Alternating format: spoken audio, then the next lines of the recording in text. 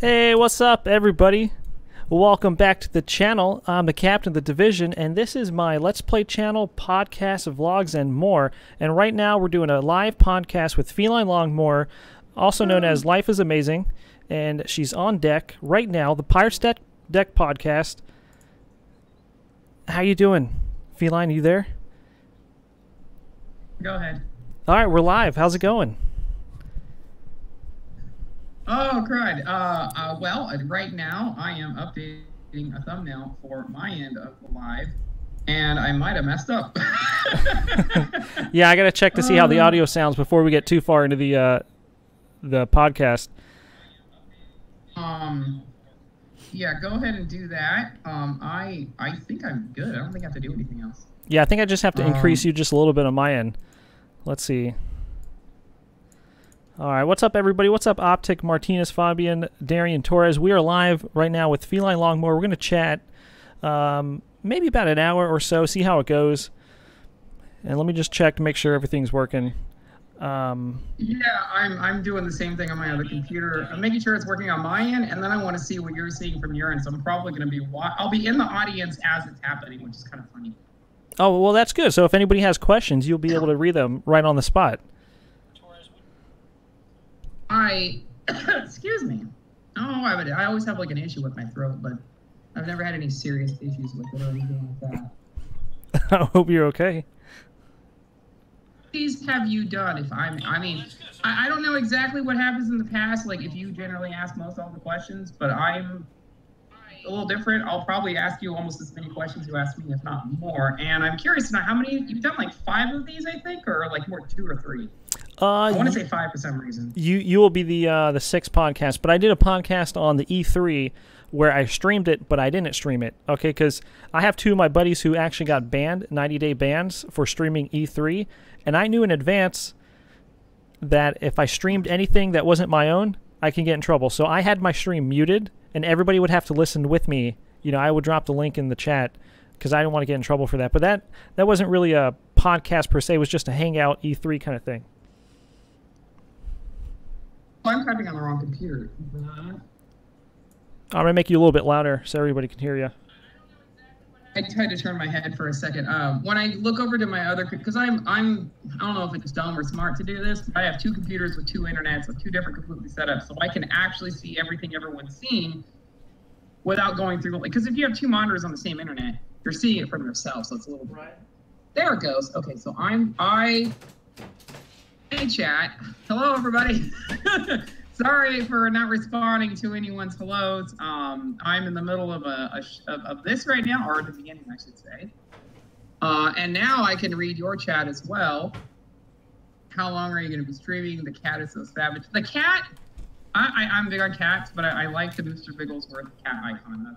Oh really? Emoji, I should say. I'm going to put the headset on. I think it'd be a little bit easier for everybody if the sound quality is coming out of the headset. That's him. Oh, good. Oh, good. I forgot you can pop out chat. So I can pop out the chat, and I can read both of our chats right now. Oh, this is clever. This is clever. All right. Over my chat for just a second, in case something came up. First, you remember triple third. Hey, your account got hacked. If your account got hacked, I'm sorry to hear that. That sucks. Feline and Cap, Zit. Zit Scale Gameplay says hey to Feline and Cap. I'm pretty sure they're referring to you, so there's a hello. Hey, what's up, Razor? How you doing today? All right, I'm almost ready. Hi, I know him. I'm his sub-owner in Discord. What does the interview mean? It means that we're doing a back and forth with another channel. I've never done one of these before. Maybe I'll have to retitle it afterwards. I'm sorry about that. Right. The first of his subs, #memories. Ooh. Oh, this is kind of cool. Oh, really? Yeah, it is 12 p.m. The 454, I will steal all the gold. How to be streaming Cat is so savage. I love the desk. Smash, ahoy, mateys, smash. How many sponsors do you have now that you've gotten monetized? I'll say I am almost at 9 emotes. And then from the emotes you can know what bracket I'm in. Hey Gamer Bears, what's up? Can't hear you. What the heck? Oh, there we go. You're in my headset I now. didn't mess up, did I? Okay. All right, let's see. Oh no. Okay. I don't know if you can hear me I can hear you. on my computer, and on the other computer, it's just the chats from both of our streams. Right. There either. So if you can hear me, maybe I should type this in. All right, so the input will come to the headset, and that will be output device will be the speakers. Oh, I don't know. I don't know if I did that. I hope I didn't mess up on something. That would suck if I did. All right, I think you're in my ear now. Can you hear me now? Yeah. What happened? Oh my God, it's so loud. Yeah.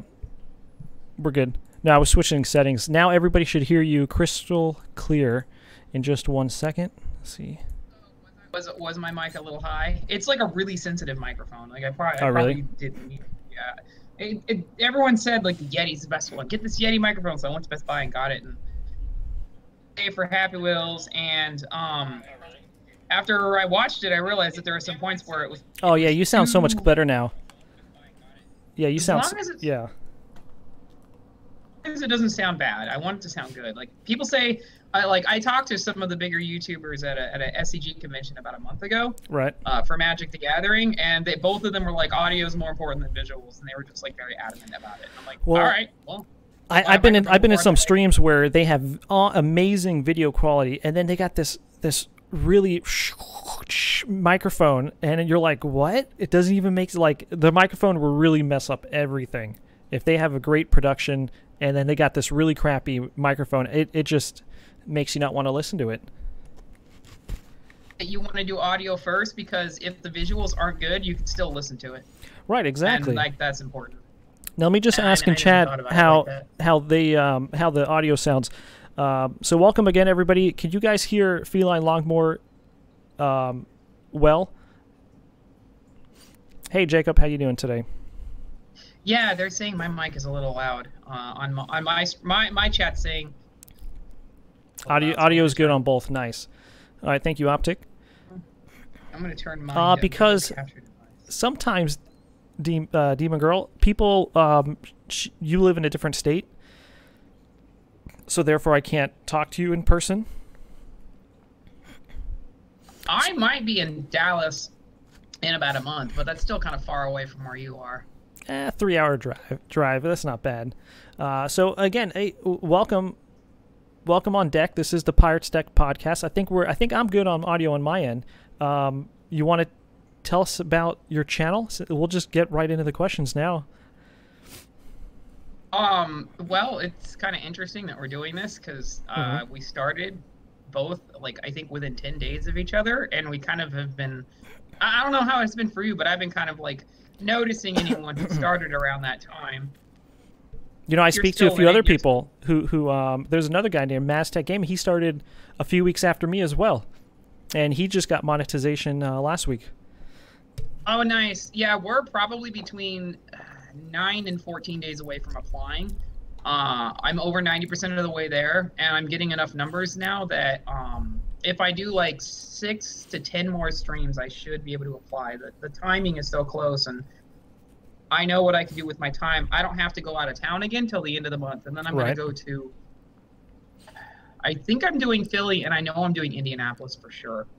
And then I don't know what's in August, other than Dallas, and I think there's a Boston, but I'm not sure if I'm going to do Boston. Boston. So you do Let's Plays. Well, I think you have 3 channels, right? Well, yeah. I guess that's how it kind of started. I actually started doing YouTube with another channel, which is Magic the Gathering. That started because of Psychic Entertainment. Right. From not Magic the Gathering, the trading card game, but actual magic tricks and stuff.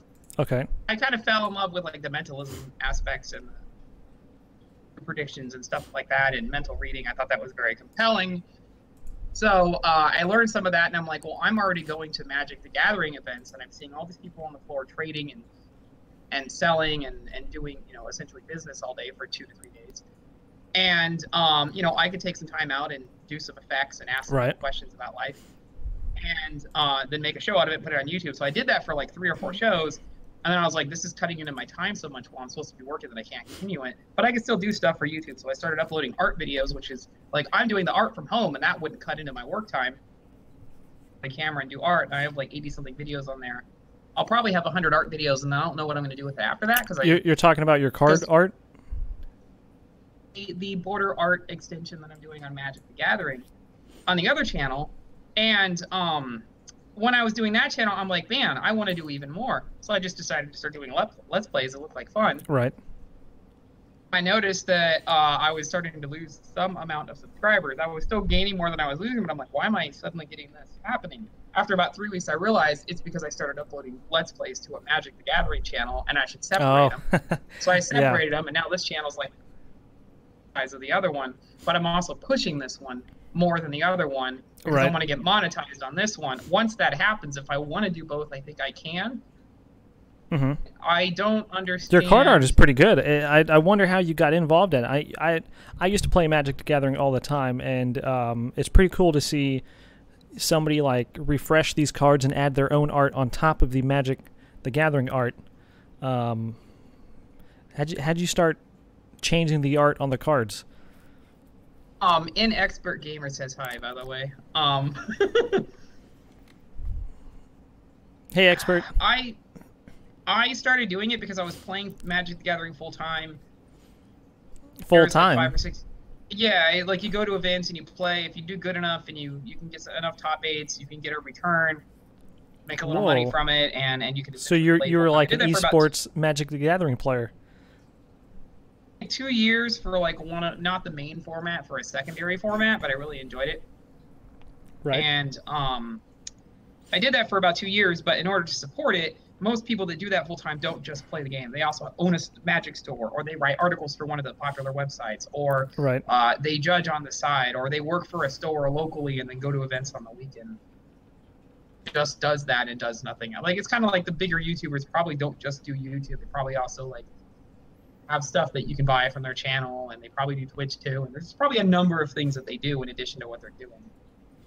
I agree. And in order to support playing, I decided to start doing border extensions and trading on the floor in between rounds. And when things changed in the game for what I was doing, I didn't really play anymore like I wasn't making enough from it, but I could just start doing the art, the business side of it full time. And I've just been doing that ever since.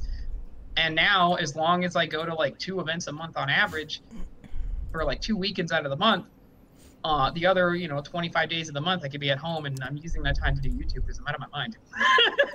Right. That's very interesting. I didn't know there was a, you can get a return from Magic Gathering. I didn't know there was events where you can go, like actual competition events that pay out. I didn't even know they did that with Magic Gathering. Yeah, they actually have a Pro Tour level for some of the extreme ends, and some of these events, some of the smaller events for the circuit that I go to reward like 100K events. Whoa. Like they're trying to put, the bigger events like the Pro Tour, they're trying to push for essentially $1 million in prizes, so they can actually say that they're, this is for $1 million in prizes total, or. You ever try to reach out to them to see if you can get a sponsorship perhaps from them, or try to get some kind of giveaway on your channel for Magic the Gathering cards? I know that some of the bigger Magic the Gathering channels will get previews of cards that are coming out, and they can do exclusive previews for their channel. But in order to do that, you have to... I don't think I meet the requirements for that yet. My Magic channel is too small, and this one is... to get bigger, right? Be able to do that, but right now, like I haven't gotten to the part yet where it's like I want to, use this as leverage to do things that I couldn't. Hey, Josh. Do. Like I'm still trying. Like right now, is to get the channel to 10K realistically, and then after that, I don't know what will happen, but I know that the way it's going, getting to 10K is achievable. Yeah, I think with YouTube, there's always, you're going to always experience a growth. Like, there's no really turning, like, it, unless I think over time you may see a decrease in subscribers, but if you're just constantly on YouTube, I think you'll always see a growth. The biggest thing that I like, because as a small channel, like I've noticed a lot of people will, they'll say like, how do I grow my channel? And it's like, you know, I'll ask people, okay, what's your marketing strategy? And people are like, what's a marketing strategy? I'm like, okay, that's your first problem. You know, like making content. Like I they don't realize this is a business. Some guy, somebody said, you know, they've been doing this for 3 years and they had like 600 subscribers, and they said they've been. You talking about the guy from Twitch? No, someone from Twitch. Somebody I found on like a small Reddit community that I don't think anyone knows. But they have like there was that guy who did that that post, and it went viral. He's like, I've been doing this for 3 years. And then he got Uber. I know who you're talking about. Yeah, and then everybody's like, "Oh, let's go help him out." But he must have not been doing a good job if he only has 600 subscribers at 3 years. I mean, I could probably talk to 600 people in about 2 months span. I'm sure I can reach out to 600 people in 2 months. I mean, you know, it's all marketing. And I think he did that. I think that was that video he made explaining that. I think he did that on purpose because he knew it would go viral. Uber wasn't at 600. He was at 6,000 on Twitch after 3 years. Oh, okay. Yeah, I imagine in reading it, because I know about that too. Mm-hmm. Like, and it went viral. Now everybody's spamming his channel like, hey, look at this guy. There's nothing in streaming anymore. You know, look at this guy. He did it for 3 years, and that's all he got. Every single time you make a video or stream, you always know that there's that small chance, and that chance gets slightly more significant, but still small with the more of an audience you have. Right. And I imagine that even like it wouldn't like I mean, it's possible that he like intended, he probably hoped that something would happen, but maybe like when he made it, he was probably like, well, yeah, this could go viral, but he probably gave up on himself. And like, I think he legitimately gave up on himself and was like, yeah, I'll do this anyway, but I'm not expecting anything. Right. And then he got the response he did because of the perspective. It's a unique perspective. But you know, now that he's getting a return, he has the opportunity to capitalize on it, and if he wants to make that work, he'll make it work, and that's just that simple. And you know, that I can't say that person did, you know, like, I want this to go viral and this is like all that. I mean, it's possible, but it's his marketing. That's him marketing. I would want to hear. Yeah, I mean, you could say that is a form of marketing. Like, there in the Magic the Gathering community, there's some channels in the 100K plus range, and one of the big channels that's 100K plus gets a lot of heat and controversy. What they do, because they're, I guess, what they're presenting and what they're going after and what they're doing. Right. And a lot of what they're saying is controversial, but like, to his channel and do a response video, and they're like, and I don't understand why this guy has so many subscribers. And it's like, maybe the reason why he does is because those people want to be there, which means he's doing something right. And if you're being controversial, maybe that's your selling point. Maybe that's how you're getting people talking about your channel in the first place. Right. So from a business perspective, bad publicity is publicity that brings your channel down. If people are talking about you, if something I don't know. Well, lately those controversial channels have been getting a lot of strikes and getting removed from YouTube. Like I've been seeing it like crazy on YouTube. He had to do a thing where he got his community to respond, to take back and have YouTube look at a thing, and he had to fix something because he got like, and like all he's doing is just making presentations and talking. He's not actually like breaking or anything like that. Like, and like if people don't like what he has to offer, he even points it out. If you don't like what I'm saying, there's a million channels on YouTube you can go to. You don't have to hang out on my channel. You know, he points that out to people, and yet it's like they want to fight with him. It's kind of weird. Right. But, you know, whatever. So everybody has their own priorities. It's totally off the subject of what you said about 5 minutes ago. I don't even remember what I said 5 minutes ago, but I do want to change subjects. I want to ask you about the things on your YouTube channel, the life extension and transhumanism. I mean, we talked before the podcast, before this, I had no idea what that is. But I mean, when we were discussing it, I'm like, okay, this sounds like it's just another name for this kind of thing. And you want to talk about whichever one you want to dive in first, life extension or transhumanism? Extension is, gosh, this is a long one. All right, you're opening up a long response. Let me drink this really quick. Anyway, life extension is and there is like whether you can buy where they're trying to make claims or like this will work and it's like antioxidants for your body or whatever. But like true life extension is like anything that like helps people live happier, healthier, and longer lives. And if you change your diet to be healthier and exercise more, that's considered a form of it. But the bigger things are like the people in the science and medical field doing things to where like last year, I believe it was in March 2017, there was a professor in genetics and biologist named Dr. David Sinclair. I am shocked because when I go to events, I talk to people. I've been talking to people about this. I'll talk to like 100 people and like 2 people will know, and the other 98 people are like, I never heard of this. And I'm like, how do people not know about this? Right. Last year, they succeeded in not only Boston. Okay. They literally reversed the aging process on this mouse and through its DNA and genetics, and it's just like, why have I not heard about? Why does everyone not know about this? Like it's insane, because if they can do that there, like, and they're doing the fact that they can even do trials on humans, speaks volumes about what they've done to get there. Because trials are not based on nothing. They're not just like we're gonna plug in plastic and see if it works. We're gonna plug in rubber and see if it works. Like no, they're doing stuff based on previous testing, which is based on previous testing. Which is plus you got the moral debate about it. Testing anything on humans. Oh, you there? Yeah, what? Can you hear me? Oh, yeah, I can hear you now. No, I was going to say, plus you get that, anytime anybody's doing any kind of testing with humans, you get that moral thing, like, do we test this on people or do we not?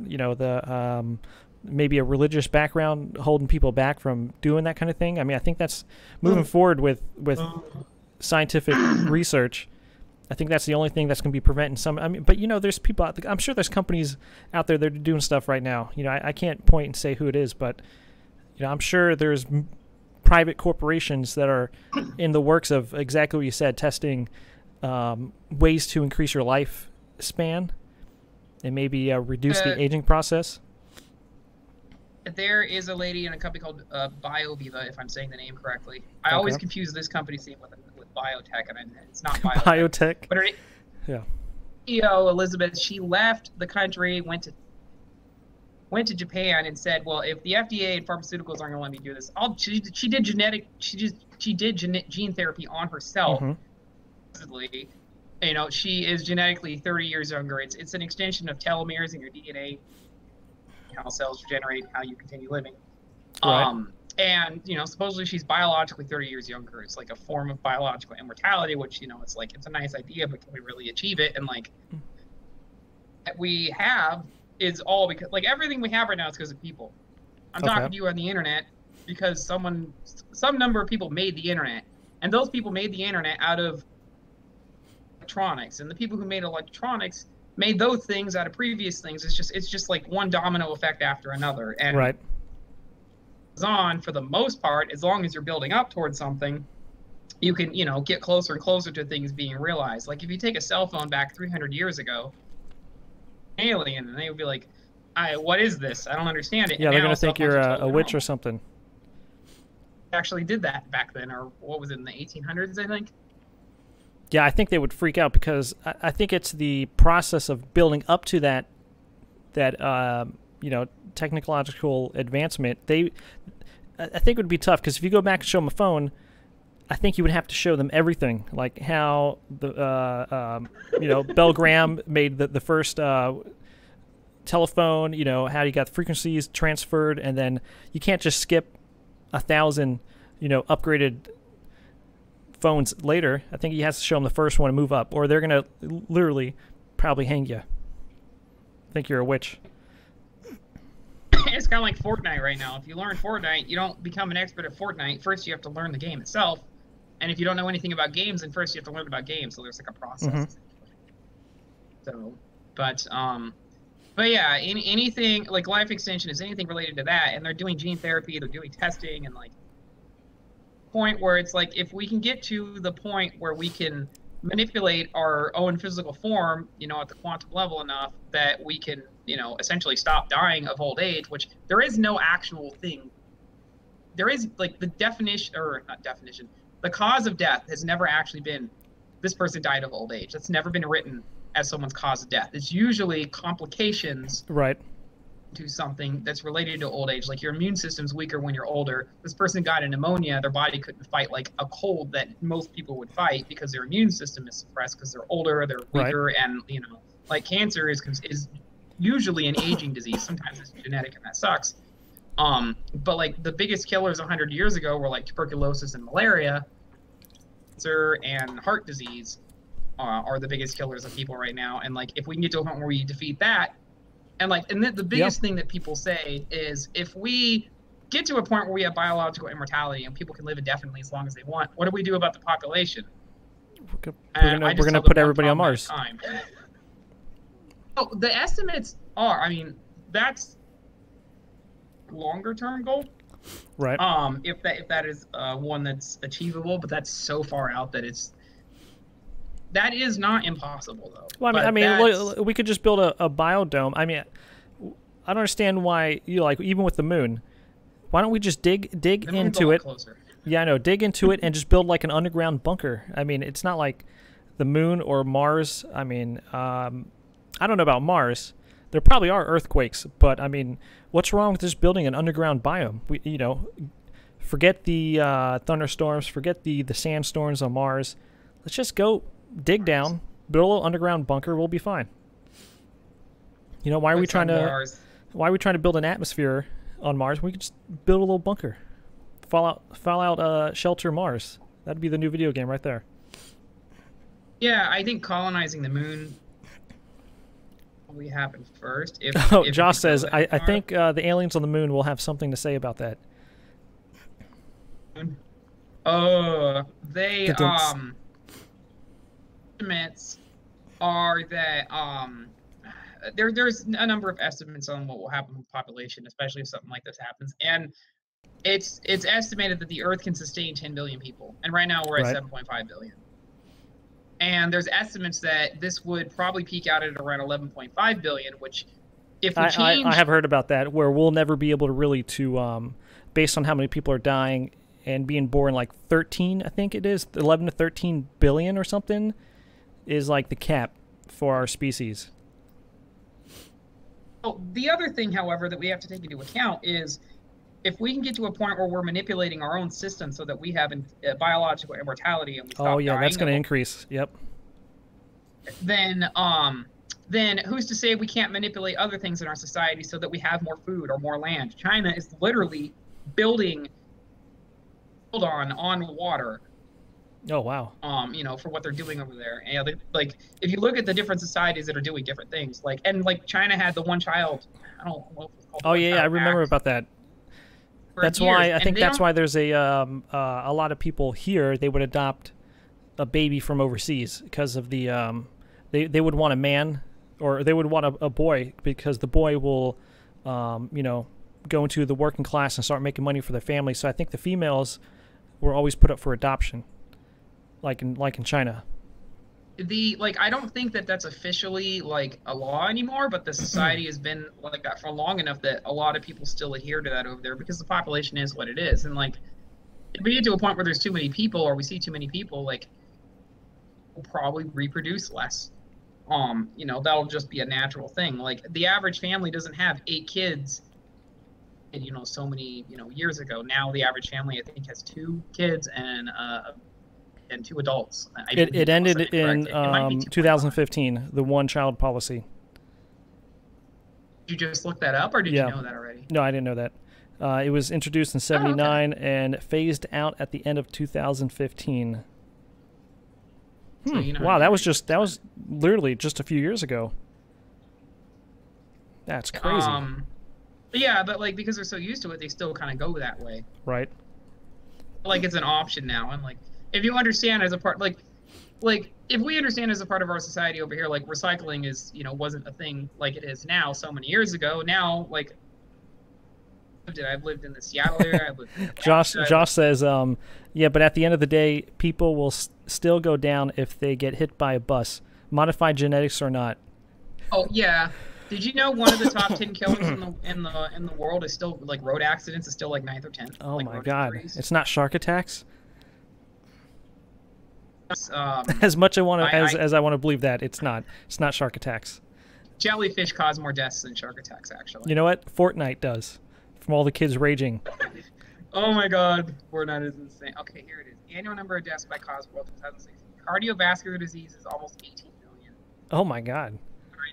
And then it drops off dramatically. 3.5 million for respiratory, 3 million. What about for great white sharks?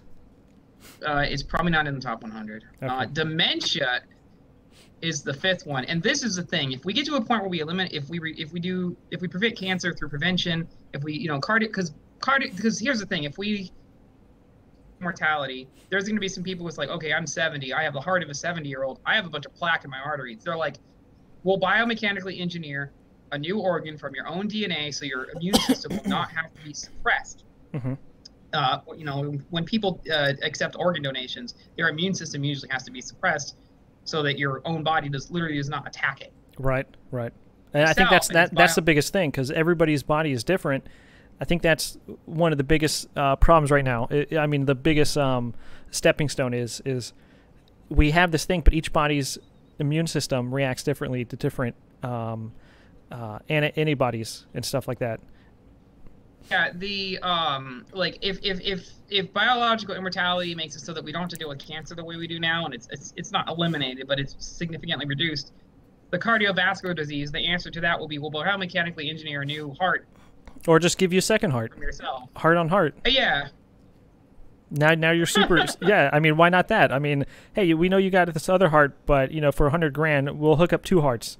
You'll be pumping like Usain Bolt. This will be interesting. There's already a facility in Scottsdale, Arizona, where you can be cryogenically frozen, and it's only $200,000. So it's $200,000 to go in a little funeral casket thing. Because I really don't think they'll be able to come back. 2,000 people in there in line for it, and I think there's a few hundred people in there already. What if the power goes out? You know, what do they have to get ice bags and put them over the frozen bodies? They got to go to McDonald's or Walmart and collect lots of ice. Set up similar to a hospital that has a backup power supply. If people are paying $200,000 for this, and there's already like 100-something people in there, like 200, that's over $10 million. Right yeah, but how many years do they have to, like, because you think about it, they're doing that for the long haul, the 1,000 years down the line, the 2,000. How much money do you need to break even to last? Like, I bet they thought about that. Like, all right, we get 200,000. He'll be able to live for 22 years in this cryo container, and then we're gonna have to start fundraising later. Because really, that kind of technology is not going to last. I mean, it won't be here until hundreds of years from now. Being able to res a dead body, revive it, thaw it out. It'll be interesting. Like I say, that's why I say one problem at a time. Before we can save people who we've lost, we got to save ourselves first. Then worry about that battle later. Like, everything is its own struggle. That one will be interesting. But going back to cancer and cardiovascular disease, if they stop those from happening, like if we achieve biological immortality and we reduce cancer significantly, if we biomechanically engineer from our own DNA new organs so our bodies accept them, so we can essentially eliminate cardiovascular disease as such, it's going to probably become the leading cause of death. It's going to be stuff related to Alzheimer's and dementia, because you can't biomechanically engineer a new brain and then transfer the consciousness that we know of. Like, they might be able to clone it, but if they can actually trade you into another body, like that's further on down the line. But if we can, but the next thing with something like that, I mean, are you technically you're killing the first person and just trading the conscious? You're still killing that person who he was, or unless the conscious is the only thing that is the person. See, there's that. There was an Arnold Schwarzenegger movie, or maybe it was, yeah, where you can clone yourself. But do you die in the first? I mean, now you have like two consciousness, one in this person, one in the other one. Do you kill yourself in the first one, that's the thing. then you're brand new? You don't even remember from the first conscious. After that, you're gone. The thing I can compare it to right now that tells me that it's probably not the same is look at people who have an identical twin. They literally have the same DNA. Right. Two different people, but they're derived from the same place, but they're two different people. And what they'll have to do is someone's going to have to be the test subject, essentially. They're going to have someone go, okay, you're the first one. We're going to transfer your consciousness, and then we're going to transfer it back to your body. And then once that's complete, once you go back to your body, they'll know whether or not it was you or not. And if it's a new you in your body and the original you dies, I don't know if there's even any way to or they accidentally switched flash drives that were holding the consciousness, and they gave you somebody totally different. If you can transfer consciousness to a machine, who's to say you can't transfer it back to a different body? And people can start, I mean, this is the really crazy extreme part. This is the more transhumanism part of it. We're like getting to the point where we embrace technology and AI, and like Stephen Hawking, one of his last warnings was like, about AI, and now Elon Musk is like worried about humanity and an AI war coming in the future. And like, I think we should embrace it. It's not going to do anything other than what it's programmed to do. And if we start making things that starts yeah, Josh is right. If you offer somebody enough money, they'll, yeah, I agree, Josh, 100%. There's going to be people willing just to try, just to be like, hey, you know what? Their name goes down as the person who did that or volunteered for that. Had a thing where at one point they were looking at sending people to Mars with no return plan, and people were signing up for it. So there you go. Back on the cardiovascular and all that. I was reading an article. I don't know where it's from, but they claim that we, in this generation being born right now, we'll have our first person to be older than 150 in today's generation right now. But the thing is, we'll be dead by then. But they claim the generation happening right now, we're gonna have people living to be 150. Well, I've read things. Have you heard of the 2045 initiative? No, I haven't. I can't remember his name because he's not from this side of the world. He's from like Russia. The name is difficult to pronounce, but a number of people that are like behind different things with because people care about some people care about their own mortality enough that they'll do anything to put money into churches and hope that their faith works out, and people are willing to do that with no actual guarantee. If people can look towards science for it and be like, I can live indefinitely here, people are definitely going to do that if it starts becoming real. But people have to be motivated to work on that and actually believe that they can get somewhere and that they're not wasting their time and their money. Are working on it, and there's estimates that we'll have something by I read an article recently, and I can link it to you because I can probably find it if you want me to, that said that if you're under 40 right now, and this was as of like 2 years ago, 42, 43 or whatever, you have if you're under 50, you have a chance. If you're under 40, you have an even better chance.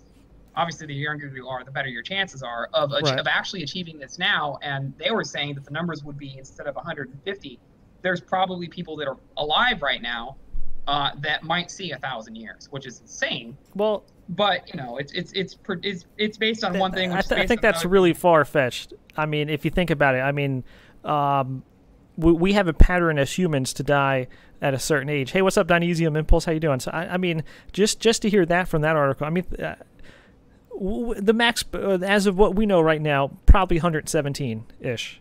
And around that age is like max. Max level. We're gonna call it level. I don't know why. I play games too much. Like 122. Yeah, probably 122. I think, that lady from France. And I think 150 may be a little bit closer. I mean, with all the technical advances going on right now in the science community, 150, 1,000? Come on, that's...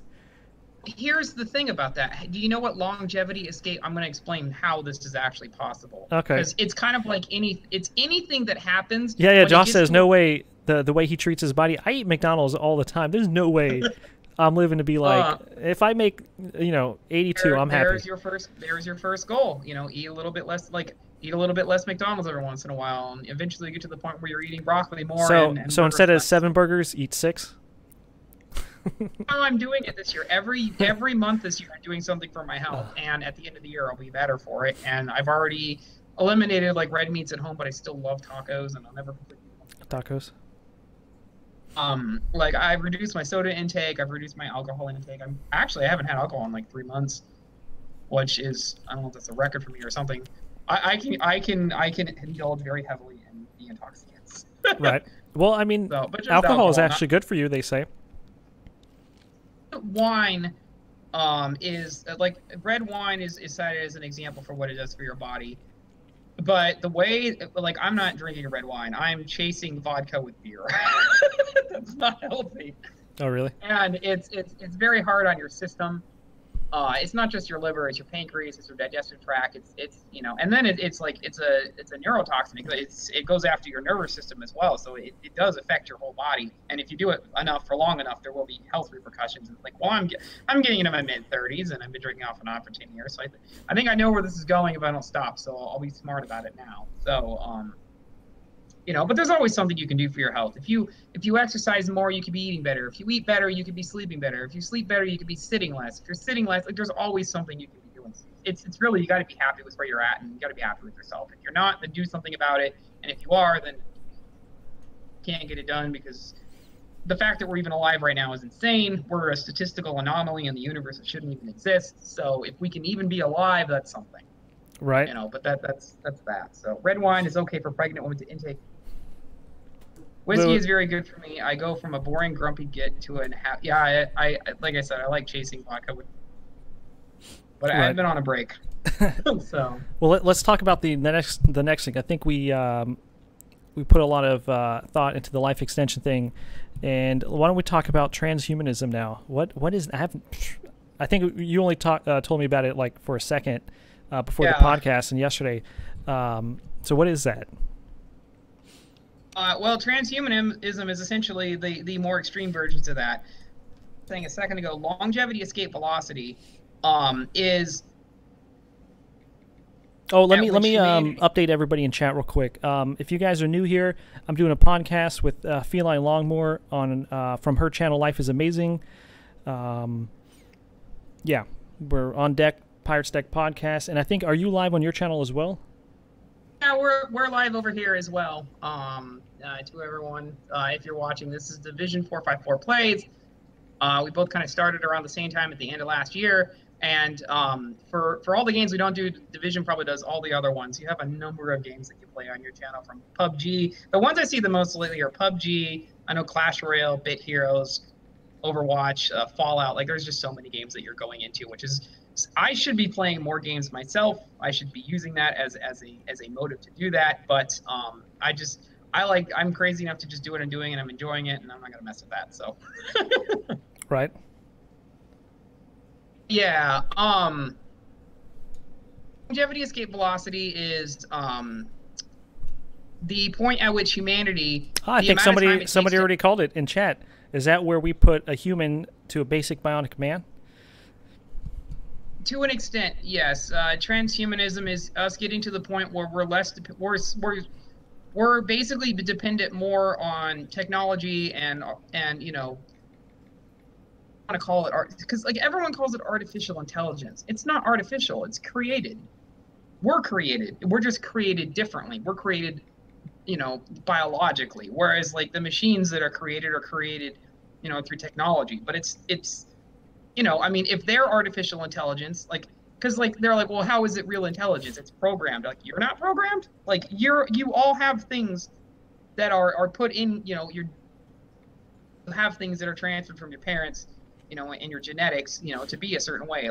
Some of it is physical, some of it is and some people this is an argument I hear that makes me laugh a lot. I get that way, but it does. Is people will say. Atheists don't have morals. What they need to have religion because they need to have a moral compass or guideline. And it's if somebody doesn't believe in any of that stuff and they're still being a good person just to be a good person, you could make an argument that person is being more genuine because they're not doing it for a reward. They're just doing it because it's the right thing to do. And I think all of us are born, don't kill people, don't hurt people, and stuff like that. Like, right. I don't think. Josh says, as long as all the androids turn out like Data and Lore, we'll all be good.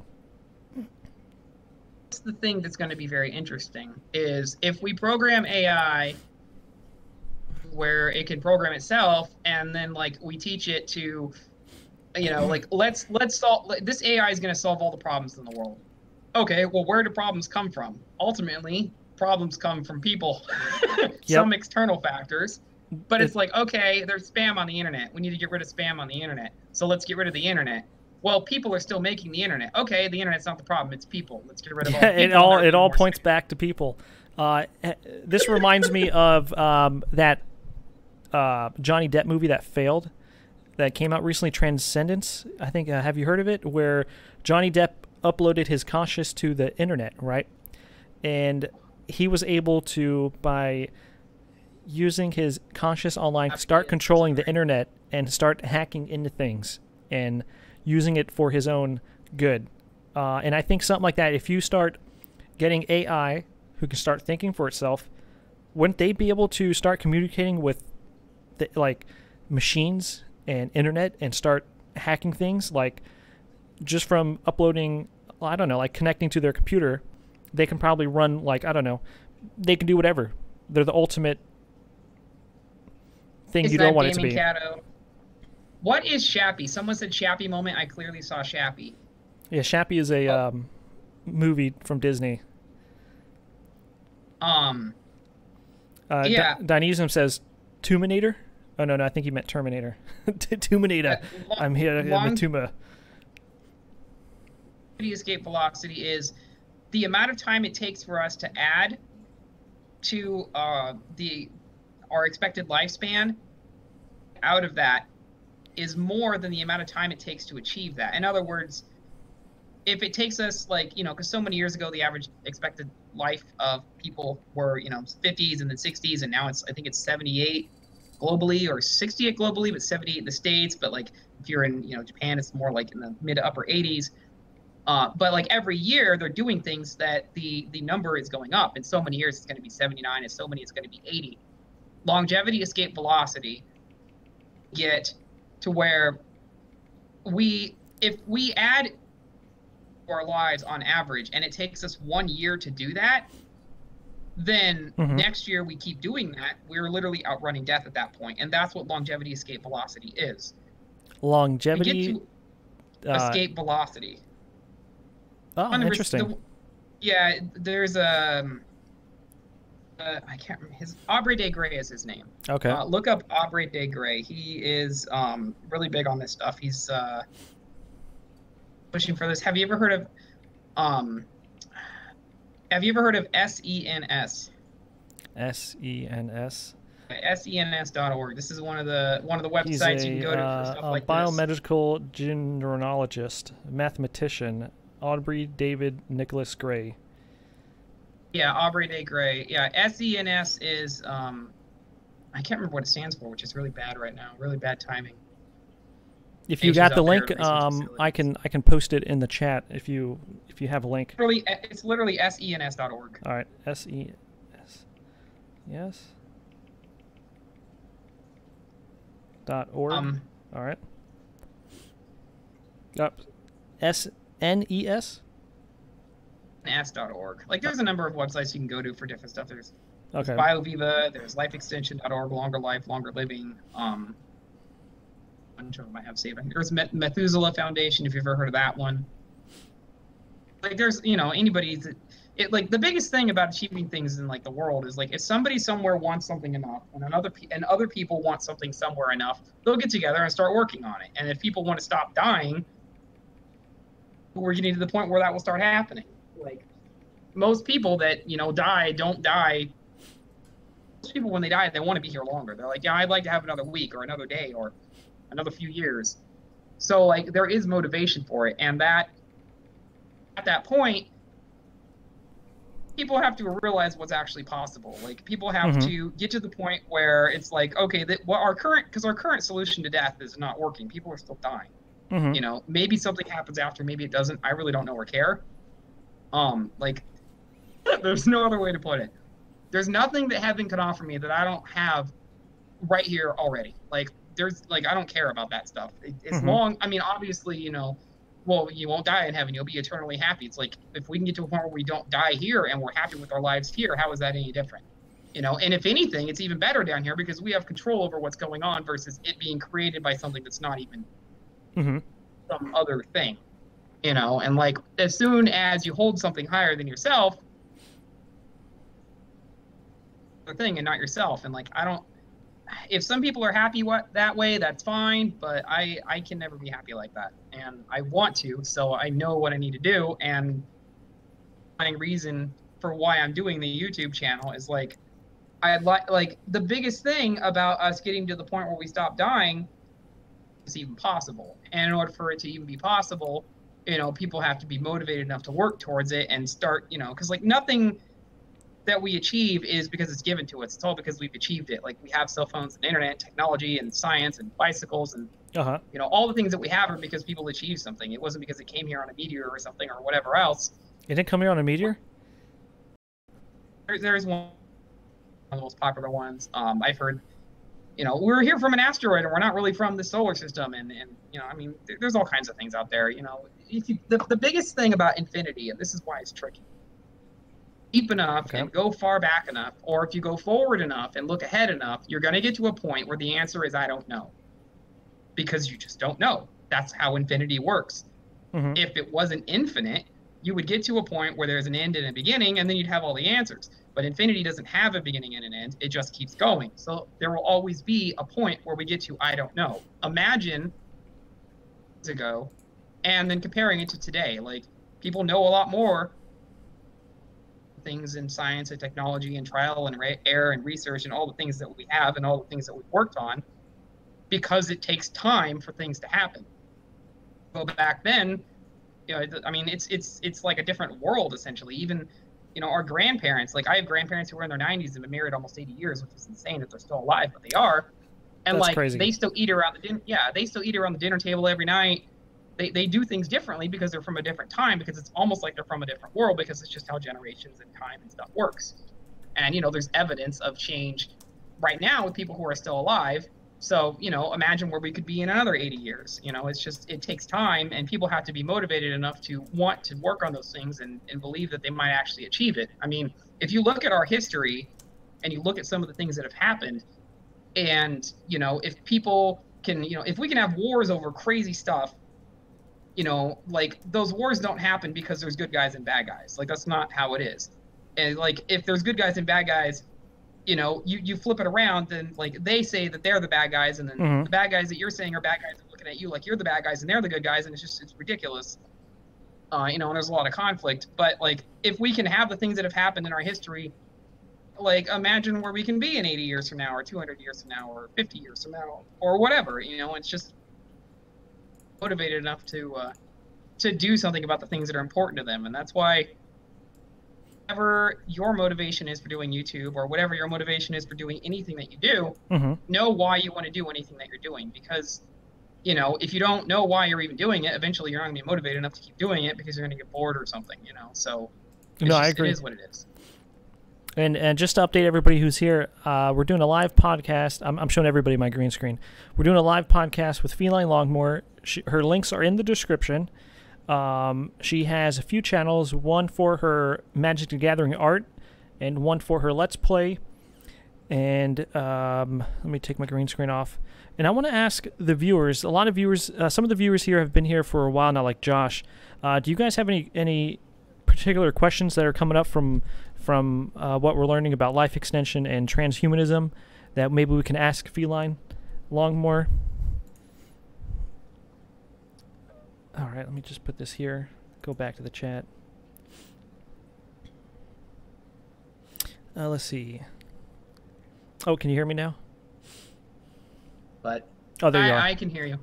Somebody, I have an interesting response after I said all that. Someone in my chat said, "What the heck? are you? And I just typed in, I'm just a person like anyone else as far as I know. Because as far as I know, you know, and like that's another thing that's very interesting is like call ourselves people because that's what we're taught. We call ourselves human beings because that's what we're taught. Human being or a person is limited, right? Then we either need to change the definition or we need to start calling ourselves something else. Because as soon as you say that you're limited, like if we're limited, then how did we even get here when we don't even know how we got here? You know, and like look at all the things that we've achieved. I don't think we're as limited as we think we are. It just seems that way because we have things we take for granted. Like telephones are normal for us. I mean, no one freaks out about a telephone, but when they invented telephones, people probably enjoyed that a little bit more because they didn't have it before. You know, me or Feline Cyborg Ahoy, that's a mouse button. Transhumanism gives me a definition. Do you essentially, want to do a transhumanism quick definition about that? Is essentially us embracing like the thing, like there's like a thing right now about people are afraid of AI destroying humanity and all that stuff. And transhumanism, part of that is instead of being fearful of it, embracing it and working with it. And like humanism is like you lose your arm in an accident, and then you get you get like not a biomechanically engineered arm. I don't think we've done that yet, but you get like an arm made out of, you know, metal, and it's programmed to do things if you move your body a certain way, or even if it works off your thoughts, if they've achieved that, which I think they have achieved some things like that, or if you have certain eye movements, it'll do certain things. That's like a lighter form of it. A more extreme form of it is like embracing technology and science to get us to the point where we can enhance ourselves. Like our brain can only process so much information, it can only hold so much information. Like the smartest person in the world is, you know, the smartest person in the world, you know, based on, you know, the things that they test to determine that and whatever. And like imagine us getting to a point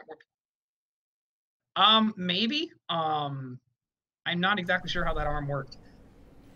Yeah, like the most extreme other end of transhumanism would be like embracing technology to get us to the point look at like, Ghost in the Shell. That I think that's the perfect Ghost in the Shell is a good example. The perfect explanation of exactly what's going on. Transferring consciousness, not being limited by our biological, you know, limitations, and you know, like essentially if humans get to a point where we evolve into like some merged technological species or something, you know, transhumanism is essentially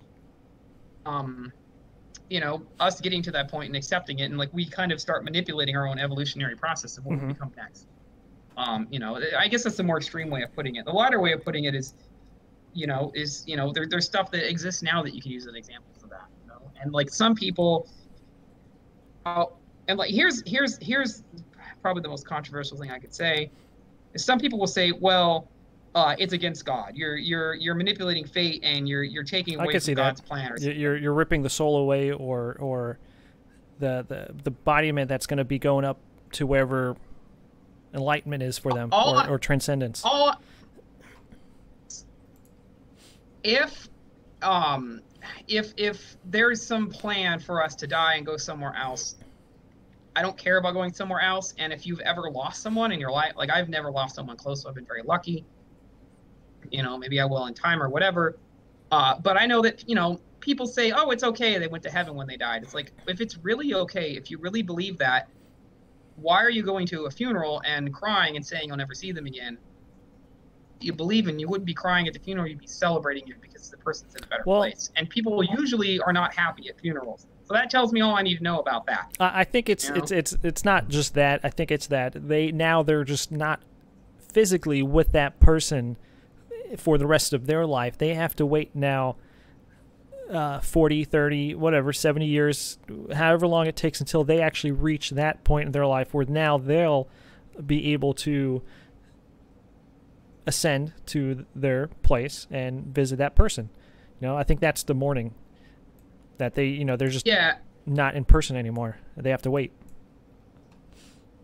I mean, I guess that kind of, you know, the lighter example, that would be like you hang out with a friend every weekend and then they leave for vacation for a month and then you're kind of sad because you won't see them for a month. Like, right. I guess that's a form of that in a way too. So just a few. What are your views on nanobots? Josh wants to know. We're going to get to the point where we start putting nanobots into our immune system, into our bodies, and start helping our immune system and enhancing our immune system, so that like, imagine never, imagine you got sick a month ago and it really sucked. Imagine never getting sick again, and all you have to do was just, do this, put it in. And imagine, let me put it to you this way: if the news came out and they said, yeah, they invented this immune system enhancer through nanobots that you inject into your body. If you do this, we're going to eliminate cancer. It'll go through your arteries and veins, and it will eliminate plaque. If they're like, you're not going to die from these things. Now we're going to have a new problem. He died from a nanobot clot. The nanobots clotted, and then he died. So we were trying to remove the plaque, but he actually died because the nanobots it was too much for his arteries, and then blocked him and died. So the fact that they were trying to save him killed him. It's actually happened already? Somebody actually died from nano. I shouldn't be getting ready to giggle about this, but somebody actually died from nanobot clot. They have to improve it until it gets to the point where it's perfected. That's part of testing. That's going to happen. That's crazy. If the ultimate goal is to make things work, yeah, die less. If some people have to be sacrificed along the way, that's horrible. But I don't want to say sacrifice. Maybe casualties is a better word for it. It depends on your priorities. If you want to be a part of that, like there was a girl who had like some cancer that was really bad, and I think she had her head like removed and actually frozen so that she could be brought back later if it's possible. Because she was going to die from the cancer anyway. So it's like, at that point, you have almost nothing to lose. Maybe you lose a few days, but my best friend passed at 18 of cancer. I hate cancer so fucking much. Memories, but as a human, we are greedy and always want more. Well, here's the thing: if you dig down deep enough with yourself, we all have motivation for something. Like Josh says, a few people, if they have to die for the cause, then that's just what's going to happen. That's where it gets really tough. If some people have to die for a greater cause, how do you determine?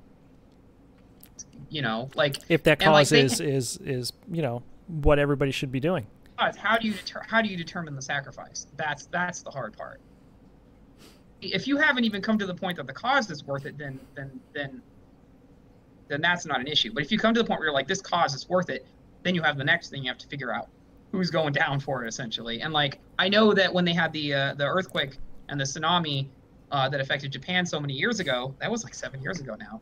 They had people go in and like move stuff, the uranium or whatever it was. I'm not an expert on this stuff, but they had people go in and like move this stuff, and they had mostly elder people like volunteer for it or go in or request it or something, because like if they even got anything from it, old enough that like it wouldn't like kill someone in their 20s by the time they turned 30. It would like affect people who were older, so that like they might not have even been affected by it because they had other issues going on.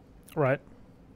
Point, it's like it's less of a, that's the right way of putting it, but my best friend passed at 18 of cancer. That's why we get sad. A few must die for the cause, paid for them to do the experiment knowing the risk in the early stages. That's why they are the test trials. Yeah, it would be pretty cool. I got a buddy who actually has stage 4 cancer right now, and it'd be pretty cool. Hey, just give him a new liver, or let's 3D print. I don't know, the parts that he needs. Yeah, I could see that happening. In he's only like 29. This is what we should be focusing on. Stuff like this, not all the stupid crap happening in the world and politics. Is like that's most of it is irrelevant. Is if it makes some people unhappy, fine. Like, this is the stuff we should be focusing on. Somebody has stage 4 liver cancer at 29. Oh no, it started in his colon, and now it's almost everywhere. This could be earlier this year, because I was having bleeding from hemorrhoids off and on for a couple of years, and I just wanted to make sure it was just hemorrhoids, and it turned out it was just hemorrhoids. Yeah, so after lucky, but, it makes you think. After hearing my buddy about that, I went straight to the doctors and got checked out. Full body. I was like, oh, awesome.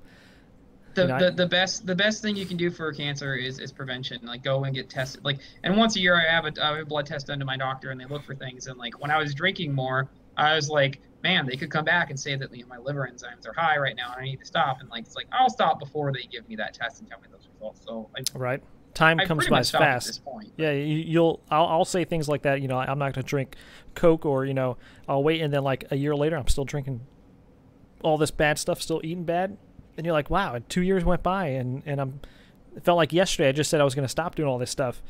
But Ice Queen just made a comment about what we talked about earlier, 200,000 for 6 months, something about cryogenic testing. We talked about that earlier, Ice Queen. That wouldn't surprise me. Yeah, we were talking about how much does it... Wait, they said for 6 months? They had a tester for 6 months. For 6... Oh, they would cryogenic them for 6 months. And then they would rethaw them out. Whoa, that's what that was. Well, are you serious? Oh man, that's what it takes to, you know, a trial and error, unfortunately. I don't know if they'll actually live past that. I mean, it's like they can offer them 20 million. They're not going to get it. I don't think anybody would survive technically. I mean, if you think of how complex human life is and what happens when you freeze and what happens with the water molecules when they freeze, they expand. And so... Well, that's the thing. Like the DNA and like your brain and everything. Yeah, everything would expand. Really tricky. Everything would puncture. It would have to be some kind of gelatin. I don't know. Your body would. I don't think could actually. Thinking about it now, you would puncture everything, and I don't know. I don't think it's possible, to be honest. If it is, there's a lot more work to be done. Basically, that's the answer. It would have to be in some kind of liquid format. Forget the cryogenic. It would have to be like Minority Report, where it's like the psychics laying into the water type thing, where it's like you're undergo this induced coma, but you're not frozen, and I don't know, and somehow maintained. You know, people would check up on you, kind of thing. You guys can't hear the division? Are you serious? I've been doing this and you guys couldn't hear it the whole time. Snipe says he can't hear you. I've been doing this whole time and you guys can't hear him? What the heck? How is that possible? Update everybody, if you guys are new here, we're doing a podcast with Feline Longmore. She has a popular YouTube channel, almost at monetization. You're so close to 2,000 subs. Yeah, someone said that I'm going to do a test. Hold on a minute. They said that they can't hear you. On your channel? And yeah, we've been doing this for like half an hour or an hour, and like I really hope that's not the case. I'm going to find out right now. YouTube. Yeah, I'm going to find out right now. What is totally far-fetched, Josh? Yeah, her links are right underneath the description. Her Ice Queen, her link is right there in the description. Let me see if I can get that link for you. Okay, I'm doing a test right now. That might be why the stream died off. Yeah, there's like nobody watching.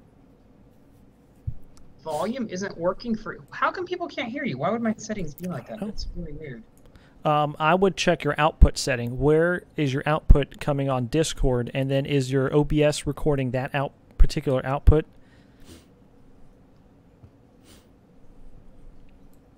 Because when I do... okay, hold on a second. I'm testing it now. Okay. Yeah. My God, that sucks. I'm going to try something, and I'll let you... yeah, we could take a quick break. I mean, we... I'll just take a break. I'm just literally going to unplug something right now. I might fix it. Okay. Uh-oh.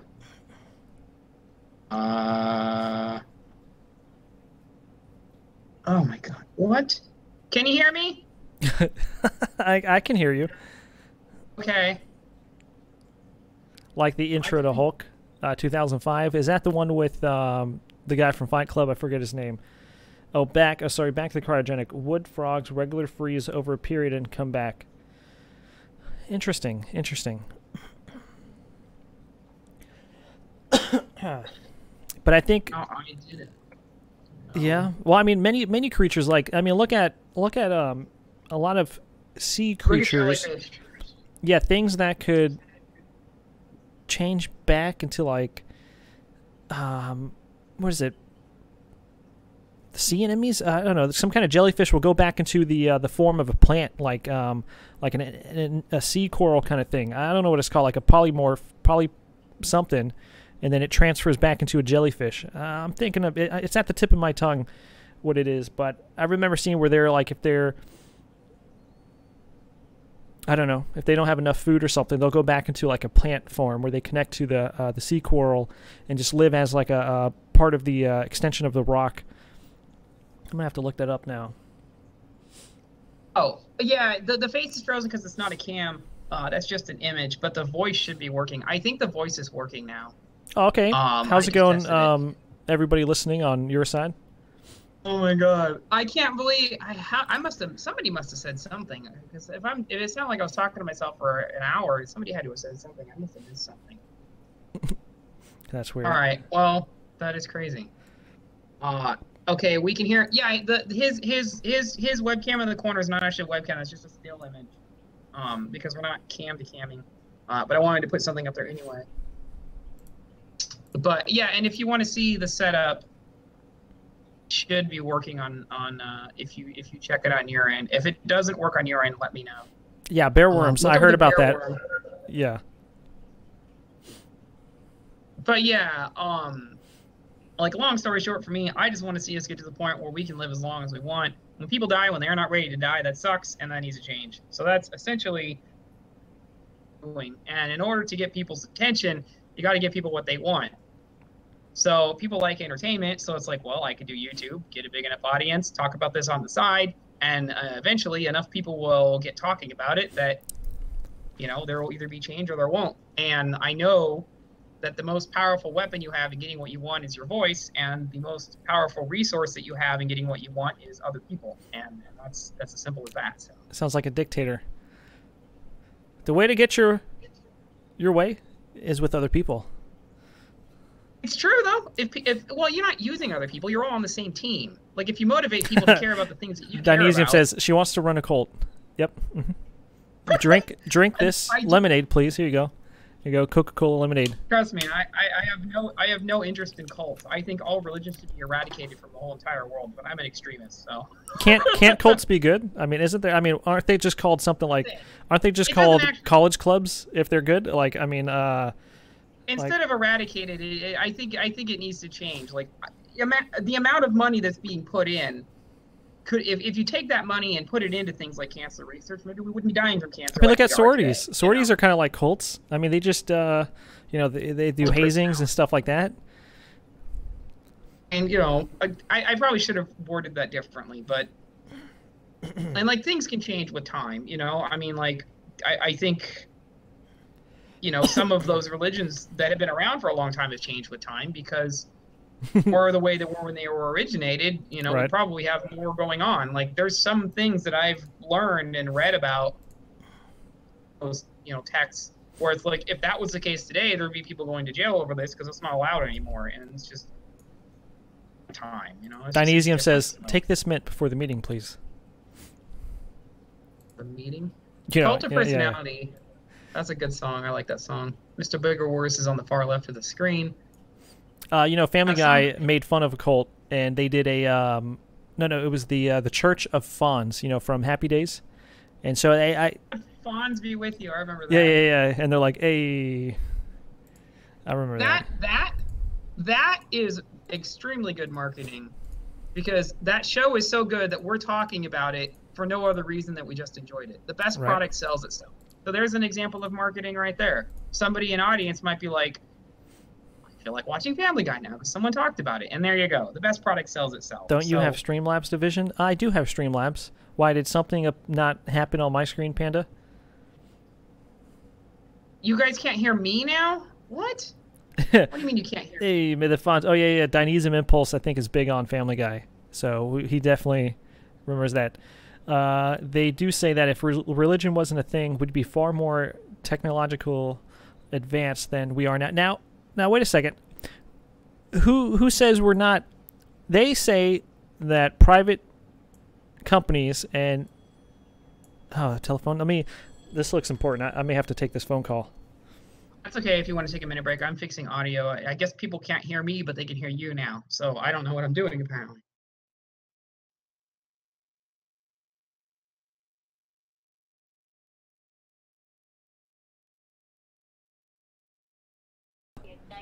Oh my God, what is it? Marque el 2 para ser eliminado. I don't know. It's some kind of Spanish. It's a local number. So anytime it's a local number, I try to answer it to make sure that it's nothing like, is this a bill collector or something? Do I need to say this is not who I am? But no, it was in Spanish, so I didn't know. There's a Church of Star Wars. Dude, that's freaking awesome. No, I was going to say before that phone call, I think there are people... Yeah, China numero uno. That's right, Optek. I think we are... Some private sector and some of the government, perhaps, I think we are in the future a little bit. Like, we don't know, but I think there are technology out there that's maybe 100 years out in the future. We just don't... We, as normal civilians, it's under our pay grade. We have no idea about it. I mean, we can create nukes and spaceships and all this other stuff and rail guns, and we think we can do quantum teleportation. I'm sure there's stuff out there that we have no idea about that's going to blow our mind. That's like 100 years out. We'll finally start seeing what it is. Look at the stuff that they're working on right now. Like, there's things that we'll see in the next 10, 20, 30 years that will be pretty cool. Right. I have to make it. By the way, I have to say, the things right now that they're calling hoverboards are not hoverboards. They're still on the ground. They need to change that name. I hate that name so much. They're not hoverboards. They're on the ground and they have wheels. Those are not hoverboards. Yeah, Josh says religious beliefs force some people to choose between knowledge and myth. And yeah, there is that. Yeah, no, I agree. I mean, look at the Egyptians, and they were most known for their creations of the pyramids, and look at the Mayans. But what about before them? I'm sure there's other civilizations and cultures before that was even advanced in their own time.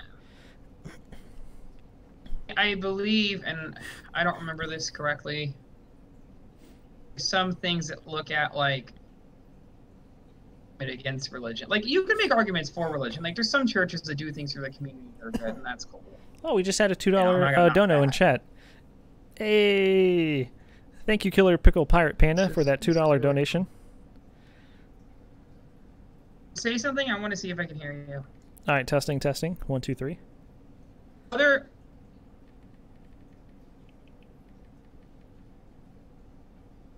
Panda, you didn't have to do that. That was very generous of you. Okay. Oh, I just heard an oof on my screen. My stream is having an issue. Either we can do a part 2 later. We can start closing down and maybe schedule it for another time if you like. What's happening is, if I plug the mic in, they can hear me and not you. If I unplug the mic, they can hear you and not me, and I don't understand why that's happening. I have no idea why that's happening. Let me try something one more time. Okay. Settings. All right, Panda. Home settings? No, I don't want to do that. Well, it's funny you say that, Ice Queen. How do you know they're not living on the planet anymore? That's something that's beyond our pay grade, perhaps. I mean, I was born in Texas. I wasn't born in Mexico or Egypt, where the ancient Egyptians originated from, or I wouldn't know if they're here or not. Maybe there are ancestors from that time that only their family knows about that on their timeline. Like it's a family secret. Maybe there are people out there who are direct relatives, direct descendants from the pyramids or the Mayans, and we just don't even know it. It's a family trade secret. Yeah, I can't.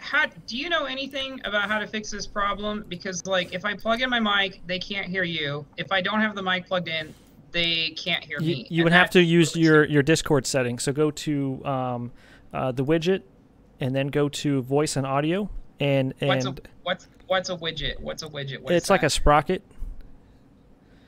It's a circle with little bumps on it that looks like a gear. Oh, user settings. Yeah, and go to voice and video under Discord. Oh man, Killer Pickle Pirate Panda is a gold flag. Hashtag gold flag. Yeah, voice and video under Discord. Are you on OBS or Discord? I'm on Discord, voice and video. And then go to output and input and make sure the designated output and inputs are correct. They're both on. All right, now go to OBS and desktop audio, and go to the audio. You know, go to the little gear thing on OBS and go down to audio, and then add or enable those particular audio devices.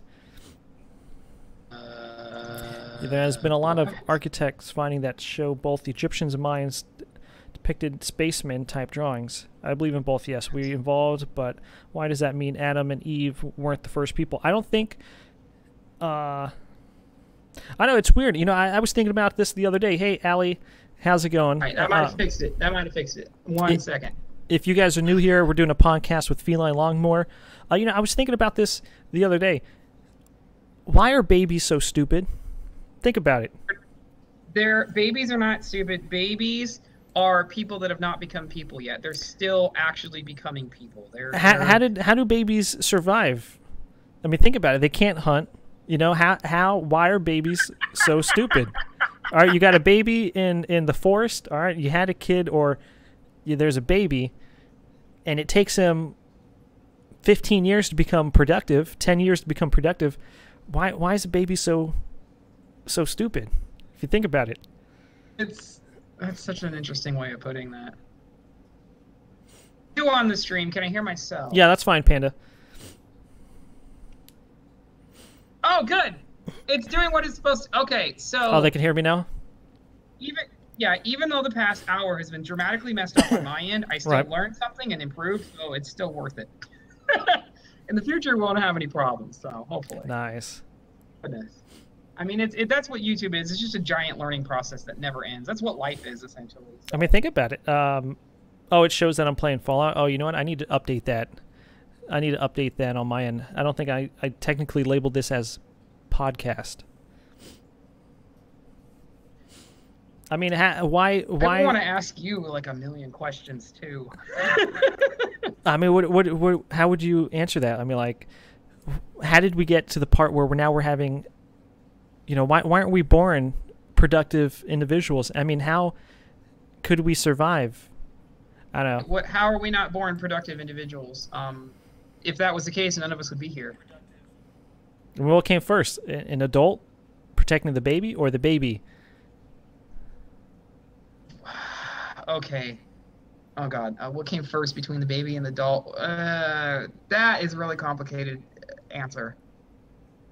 Know enough about the process of people before they were people, before they were people, and all that's going too far back.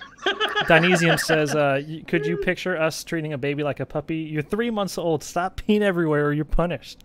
I've thought about that too. Yeah, Allie, what's your... Okay. The icon on this stream for Division is not a camera shot. That's a still shot. So that one's not moving because we're not doing camera to camera. Still shot, because I Panda says it sounds like the chicken and the egg thing. Which came first, the chicken or the egg? First, something came before the chicken and egg, and I don't know what the answer to that question is because I'm not an expert on the evolution of what chickens are. But there is an answer to that question out there, and the internet is an amazing resource. I swear, the internet is like this giant brain that we're all just contributing to, and eventually maybe it will take us all over. I don't know, but if it does, hopefully it's nice. So, changing subjects on the chicken thing, I was watching a video of how a farmer's chicken got beheaded, and the chicken was still alive, and it was walking around, and it stayed beheaded for a week before it died. Did you read anything about that? Did you hear about that? It lost most of its head, but it had like the no, from the neck. Like the whole head was just off, and it was just a part. neck and body. And he was feeding it by doing droplets on its esophagus, and feeding it like that for a whole week. I remember hearing about the story when I think that story is like 20 years old now. I don't know. There was picture. There's pictures and everything about a little chicken and a video. I think there's a video of a little chicken running around headless, and just being a chicken. I even think it laid an egg and everything. Do you mind if I ask you some questions? Because like go ahead. I understand myself well enough, so I consider myself boring, but that's just because of self-perception. Whereas other people, I don't know other people until I know them. So I find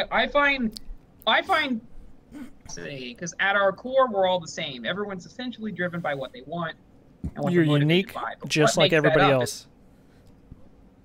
That is a true statement, which is weird. But what makes us up, and you know what makes up our individuality is all different. The core might be the same, but all the circumstances are different. And I don't know why you do what you do, or how you got here, or what you like. I like asking like ridiculous questions, I guess. Like one would be like, when you look at the world, what do you see? If you answer that question. First question. Skynet. Look at the world. What is that? You know, from Terminator, Skynet. I don't really remember the Terminator movie. I just remember Arnold Schwarzenegger, I'll be back, and him dying with his thumb up. And that's pretty much that's it. That's the whole movie. Pretty much it. I don't know. You want to be what do I see with the world right now? When you look at the whole world right now, what do you see when you look at the world? When I look at it, I see opportunity. That's what I see. If I had to put one. I mean, that's a very broad question, but I mean, yeah, I could. That's a very interesting question. It's a better question. What do you want to see when you look at the world? Question. It's more specific. I don't know. I mean, like right now, I leave my apartment. I don't know anybody. I don't know anybody in this apartment complex. So I'm, perhaps, you know, something that we should see is better communities. You know, people building better communities within the little area that I'm in. I don't know my neighbor. People just moved in. I have no idea who they are. They could be murderers. I have no idea. You know, maybe opportunity or easier to communicate with people who are around you. You know, that would be cool. I don't know. I think we live in a chaotic world, perhaps, where we don't want to know who we're living next to. We don't want to know because we don't want to know if they are that type of person or not. This is probably a darker question. What, and maybe it's there's the police thing right now. You can go online and you can see all the sex offenders around your area right now. Do that because I know the numbers are high no matter where you live. You don't want to do that because you're going to see red and yellow dots all around your area, and you're going to be like, what? There's this many people in my apartment complex right now? You would want to move, but you don't. I mean, knowledge... Well, I mean... Some of that is legitimate mess ups, but some of it is like just someone getting drunk in public, so intoxicated that they just peed on the floor outside in front of someone's house, and like they just messed up, and it wasn't actually like as bad as people just think the worst when they see that. Right. And like most people are just human beings, and like I found that if you be real with people, most people will be real with you. And like I've met over 10,000 people in what I do, and I've never had a problem with anyone. Like I've never had anyone that I couldn't like talk to for 5 minutes or something. I've never seen that. And like I've talked to all kinds of people. The biggest issues is like all the division that's going on. The division? Division? Oh my god, I'm talking. Yeah, you're talking to him. Josh says, if that's what you want, division, should you come to Spain? It's very community driven here. I heard the Latino communities, the Spanish, they're all community based. Your name. Oh, what was that? Your name is very specific. The Division 454 plays. I think I get the plays part, but the rest, where'd the 454 and the Division come from? Well, I used to play the Division all the time before it got banned, and then they did a huge update, and then I just stopped playing it. But recently, I got back into it. Okay, so the Division, I made the name. I was playing the game. and then I had 4, 5, 6, and then it was on my brother's Xbox. I couldn't retrieve the account back, and so I said, all right, I'll make a new name, The Division 454, instead of, I mean, because my 456 was taken, and my channel name was actually 2 to 3 different channel names before I actually stumbled upon this one. It was originally Sean Plays. Sean Play. Well, I know I unless I'm incorrectly remembering what you said, I think you have addressed yourself as Sean before. Yeah, and also sometimes it can't be real. Oh, what was that? Pickle Pirate Panda. But sometimes you can't be real with people. I mean, the more people you know, the more trouble you can get into. The reason why that is the case is only if you have something that you don't want to get out. And there's this game called Would You Rather, and I was reading questions like, would you rather have this option or this option? And one of them was, would you press the button, that's what it was. And one of them was, you can read minds, but everyone can read your mind too. Would you be okay with like everyone being able to read everyone's mind? A lot of people say no, and the only reason why they say no is because they're afraid. And the reason why they're afraid is because they might think that somebody will think badly about them. And the reason why they think that is because, you know, if you sit down and think about it, we probably have stuff about us that's not so great. But if we all realize that we're human, and when we go out into society, we generally don't want to hurt each other, it's not going to be a problem what your freaking thoughts are, or maybe mess ups you've had in the past. So we could get to a point, could be that real with people, but you have to find someone that you can trust, you know, and like if you're sharing things where it's like, yeah, I wouldn't share this with anyone, those are usually where intimate relationships end up, and people are whatnot. But like, no, I agree. Obviously we have laws, and like there's issues in society where some people are dealing with things and they actually want help for it, and they can't get help for it because if they go try to get help for it, they have to confess some of the things they've done. They're like, oh, you've killed 6 people. You don't want to be a serial killer, and you're a serial killer, and you're telling us this. So yeah, we'll help you not be a serial killer by putting you in jail, and they don't want to go to jail, prison. So it's a dilemma. And you know, talking about the reading mind thing, you know, they actually have right now a computer and equipment that will read your mind. But how they study this? Okay, it tries to read your neuron flares. You know, when your neurons flare up, it produces electricity, and you can do a graph on it. It's a new way of communicating. Yeah, they had the person look at images, okay, of horses, okay, and they studied how, like, they just random images and studied how the brain reacts to these images, okay, and so after extensive testing, they had the person think about different images, and then have the computer draw up what they were thinking about. And the computer was able, after all this testing, able to almost accurately pick things that the person was thinking about in his head by just from them talking to that person. And it was almost accurate. So the computer was actually reading their mind, coming up with images and things that the person was thinking about based on their neuron flares and the electricity flowing in their head and all that. So, and they proved it. I wish I can get the article for you. Let me see if I can find it for you. I think I saw a podcast Joe Rogan did where he started talking about this. I don't know if you watched the Joe Rogan Experience or not. I've seen a few of them because of some of the guests he had. And it led me to watching some more stuff he did. And he went into that on one of them. Well, that's insane. It's cool, but, you know, it's insane because we don't understand it. Once we understand it, it won't be insane. It'll just be really cool, you know? Imagine, you know, video games 100 years ago. That'd be crazy. Now it's just normal. So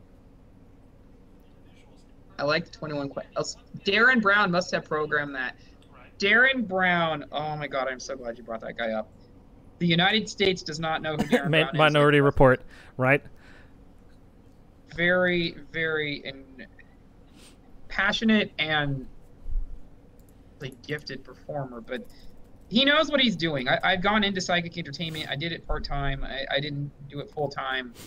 And some of what he does, like, I feel pretty confident in me being able to figure out how anyone's done anything. If you give someone enough time, they can figure out the answers to any puzzle. Some of the stuff he does, I look at and I'm like, and it's 20 minutes, a half an hour, and I'm like, I don't know how he did this. There's an answer. There's always an answer. But what he does is awesome. And you know, his presentation is great. His presentation is just. That's what okay. really I think I sells it. found Like, the device. The scientist has developed a mind reading a university at Oregon. See if I can find the exact article. University of Oregon. That's where it was. I thought it was out. I thought it was in. I thought it was in Europe. An EEG helmet. Here, I'll just click this one. 2009. What they're doing is insane, and like this being one of them. Like, I would have no problem. Thanks, Ike's Queen. See you later. No problems with people being able to read my mind, because I'd be able to read their mind, and like there's nothing that. I mean, I'm lucky that I can say that though. There's nothing I can think of that I've done where I'm like, well, if this gets out, I'll go to jail or I'll go to prison, you know. Right. And there might be things out there that people don't want out, and like, fair. What they should do is they should opt people. If people don't want to get into that, then they don't get into that, so their mind's never read, and they should, you know, keep that themselves. And people who do want to go into it do. Why don't we? The thing is, if you sit down and think about it, we're all human beings, and like people make mistakes, and if we can just who we were in the past and the people who we are now and the people who will be in the future are not the same. So like judging people based on one thing they did in the past that, you know, might have been really messed up doesn't necessarily mean that's who they are today. So like writing people off over one thing sucks, but sometimes it's just what people do because it's just what they do. Right. Dynesium has some things to say about this. You mind if if Dynesium's okay and you're okay, let's get him in the call? More to say on this subject, but I don't want y'all to think I'm weird. That is probably a very, like, that makes me want that. Yes, the answer is yes, and it's even more yes when you say that. You're not weird, by the way. That is a self-perception, and I mean, if you're weird, we're all weird. If someone says they're evil, then we're all evil. If someone says we're good, then we're all good. I throw all that stuff out because it's a waste of time. Just focus on what you want. Generally, people want to be happy, and yeah, if you want to come in and add to it, I'm okay with that. Yeah. Let me see if I can get Dynesium Impulse up in here. Dynesium, you want to hop on Discord? I know you. Jermaine Smith. Jermaine Smith says they're from the Division. If you look at this from a business perspective, what we're doing is this is essentially communities coming together, and that's what YouTube is. And like, if you have any questions about YouTube, by the way, or you want to expand and grow more, depending on what your goals are, ask anything. There's some stuff I know and some stuff I have no clue on. So 2 questions, fire away. I may know the answer, I may not. When I'm down the beach in Spain. Dynesium, are you still here by any chance? Yes. Excuse me. I heard 2 people subscribing, but I don't know who it was because it just makes a noise, but thank you for that. Yeah, Feline's link is in the description as well. I know it sounds out loud. It has to do with my mind reading subject. Yeah, okay, he is here. Okay, Dynesium, you want to hop on Discord? I want to hear what you're talking about on your mind reading subject. For Pub.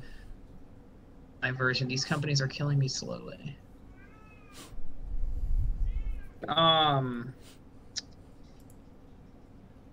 Like I have noticed it as a smaller channel. Most of the audience is other people that do YouTube. Have like uploaded a YouTube video themselves. So like because you gotta always remember, like, I don't know if demographics is the right word. But if anybody has any questions at all about YouTube, like, so a lot of people will ask, like, I don't know if I should this or why that, and I think the biggest answer is to know why you're doing it. If you know why you're doing it, everything else will come after the fact. But if you don't even know why you're doing something, eventually, or you won't even know why you're doing it, so you'll stop and you'll lose motivation. And you can always go back to why you're doing something, and then it kind of recharges you to keep going forward with it. Mm-hmm. You know, if one person can have, 60 million subs, then 2 people can, and if 2 people can have, 20 million, then 4 people can, and so on. I think that's the common misconception with YouTube, that you don't need subscribers per se to be successful on YouTube, and having success is just a personal definition of it. But I mean, somebody can have a million subscribers, and I know a channel with 100,000 subscribers. They've been losing subscribers every day, but we look at that person differently because they have 100,000 subscribers. They got a little check mark near their name. Your subscriber count is a selling point, whether we think about it or not. When we check out someone's channel, some people are like, how is this person doing? How long have they been doing it for? How many videos have they uploaded? Do I personally like what's being presented? How long has this channel been here? What brought me to the channel in the first place? You know, I'm here because of this game, and now I'm playing this game because I found it through this channel from this game, et cetera, et cetera, et cetera, et cetera, et cetera. I'm in your Discord. Where do I go? Yeah, he has to add me first before I can get him in the call. Hey, Mr. Turtle Boy. We said that same time. I am a total viewer sub. But yeah, like for me, like I know it's like I try to be realistic with my goals, and like I try not to make projections until I put my foot in the water enough. I know that we can get to 10,000. I know you can get to 10,000. You're almost halfway there. And then after that, I don't know what your goals are. If you're going for 100,000 or 1,000,000 or just full time, whatever that means. But if you put enough time into it, like you'll, no reason why you wouldn't get there. And you know, whatever the next threshold is for growing faster, I don't know what it is on my end. And if you're still looking for it on your end or whatever, like if we're getting the exact opposite, look at somebody who's been doing it for 3 years and has you know, 60 subs and be like, you know, because we're always, people are almost always looking up. They don't really look down. Right. I just added Dynesium Impulse to the chat. Hey, Lawrence Gamer 2, what's up? I don't know if I should agree to become a pro for a second game or just stick with one. Yeah. What motivates you to want to do that? Dynesium, you there? I don't hear him. Do you hear him? Yeah. Can you hear me now? Yeah. Yeah. Well, welcome to the podcast. How you doing, man? I'm good, dude. This is I've never been on a podcast. This is weird. Well, we want to hear what you have to say about your comment earlier. Well, it's just I've actually never told anybody except my fiance, really. But it's funny, you guys were talking about like the mind reading and whatnot, and I've unintentionally had like a back and forth with somebody, and believe it or not, it wasn't a good conversation. We were breaking up, but I've noticed under she was laying on my lap and we weren't talking. I was daydreaming, and there are certain times when I'll go through a mental state. Let's just okay, pretty much I'm not sober, let's just say that, and in my head I'll have like a back and forth conversation, but for me it's like I'm like pretending like how I want a conversation to play out, and it's something I've done forever. It's just it's a whatever thing. Mm-hmm. And so like she was laying on my lap and I'm just daydreaming and think I just had a conversation with you in my head. And I looked at her, I was like, for real? And I was like, what? I think I did the same thing. And she's like, what was yours about? I was like, well, and we had friends over and everything. I'm like, this isn't really the time for, and sure enough, later when we talked, it was both of us breaking up with each other. And that's the only most direct back and forth I've ever had. But there's other things that the mentality of your capability on a mental level is just exceptional. And you know, you hear about premonitions and all this stuff. Since I was, how old was I the first one? 11, 10, 11. I had just started looking at this family to go into a foster home. And we were sitting at our first dinner, and out of nowhere, it was just like a flash, and it was like a, you know when you remember something from a distant memory, it's almost like a picture. That's all you can remember. That's what happened. Except like a silhouette, perhaps? Yeah, kind of like a silhouette, except it was like an instant flash of the same image I had in a dream. It wasn't deja vu. Everybody's like, oh, that's deja vu. No, deja vu is the sensation that you remember something. A premonition is you physically, whether it be in a dream, in a daydream, whatever, is you physically, mentally see something in the physical realm. And after a little research, a lot of people around puberty actually start to develop these, but they ignore them. They're like, oh, that's nothing. I did the opposite. I always was a super fan of Harry Potter. I'm like, I want to be special. I actually focused on them, and they actually started to grow a little bit. To point you're a pirate? Like up to a minute long. Like, yeah, some of them would be like a minute long. You sure? Why have you never shared this with anyone? Because it sounds freaking weird. Why does it sound weird? Have you? Well, wait. Have y'all ever experienced something where you would be thinking of a particular object, image, or word, and then maybe a few seconds later, that same thing you were thinking about appeared, or you heard it? Worse, I've had an ex. People that you tend to get an emotional connection to, and after I told my fiance about this, she kept asking over and over again, has it ever happened to her? Problem was we always are with each other, so I don't know. Whereas she knows about this particular ex that was more or less, you know, my first, and it happens all the time with her. We're just out of nowhere. We'll be driving, we'll be talking, and then she'll just instantly, just an image or a thought of her will pop in my head for no reason.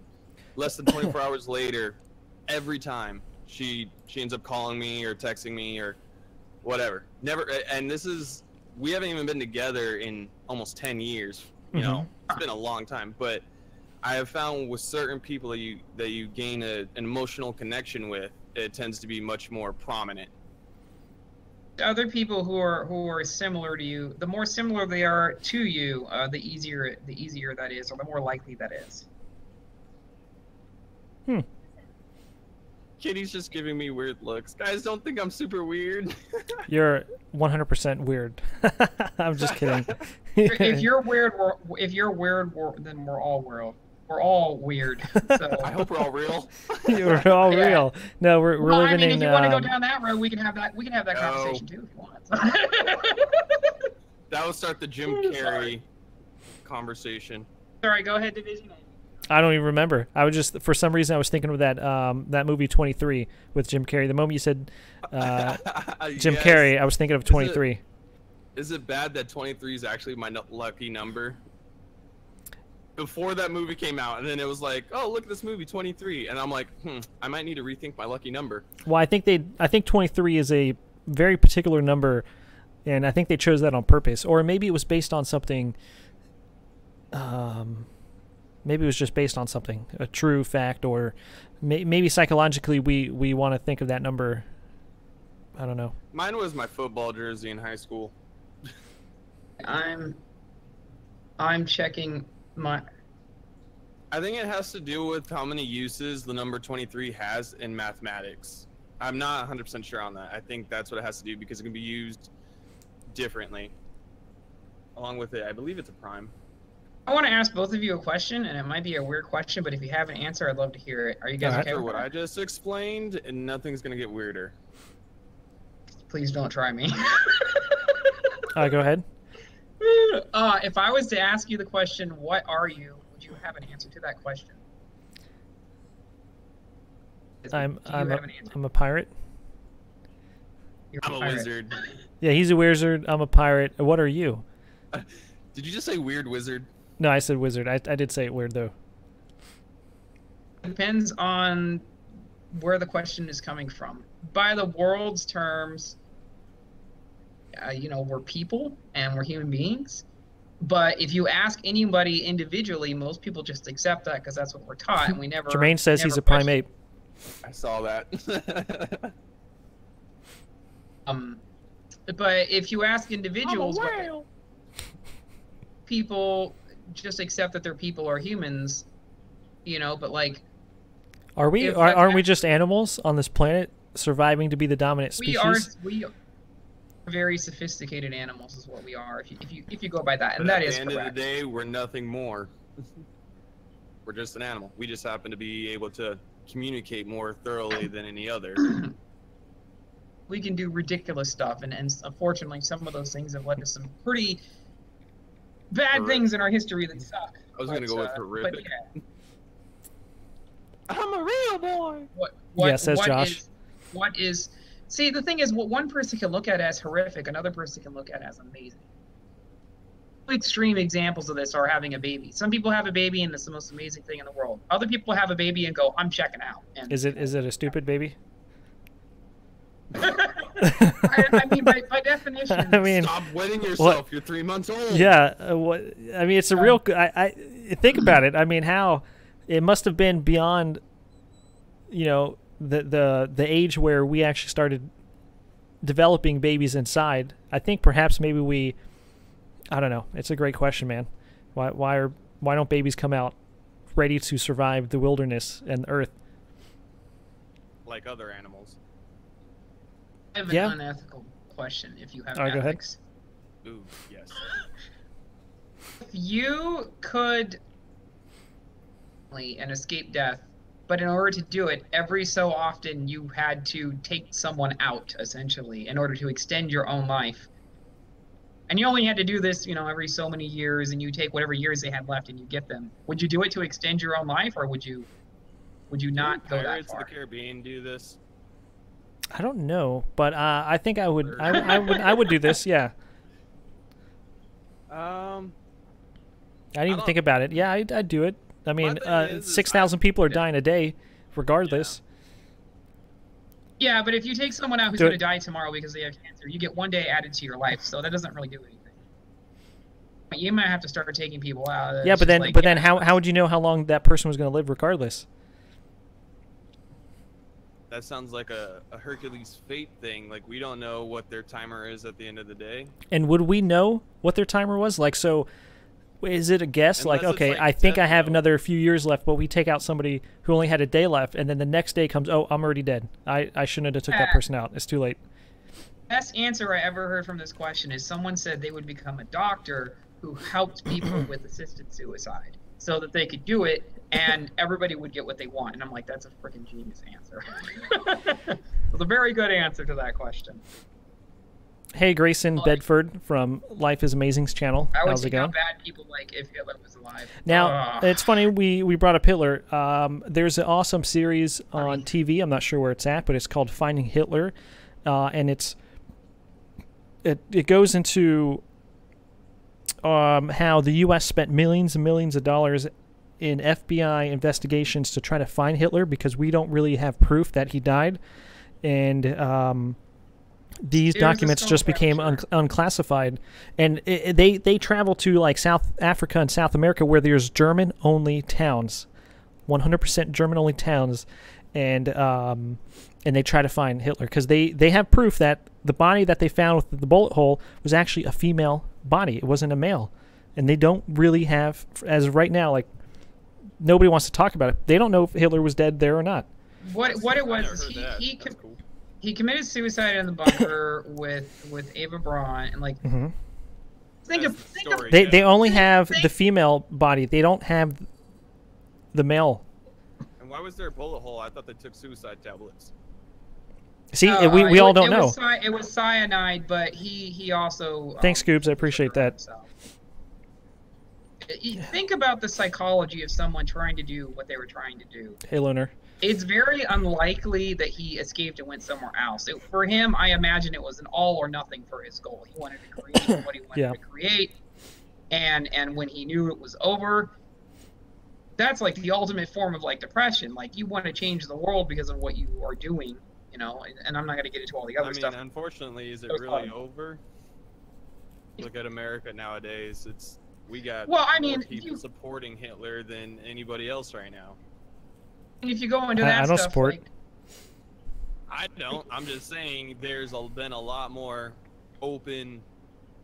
I think there's always been them there. They just didn't show themselves. Hey, what's up, Silent Ninja? How you doing? To me, that he would have left. I think it.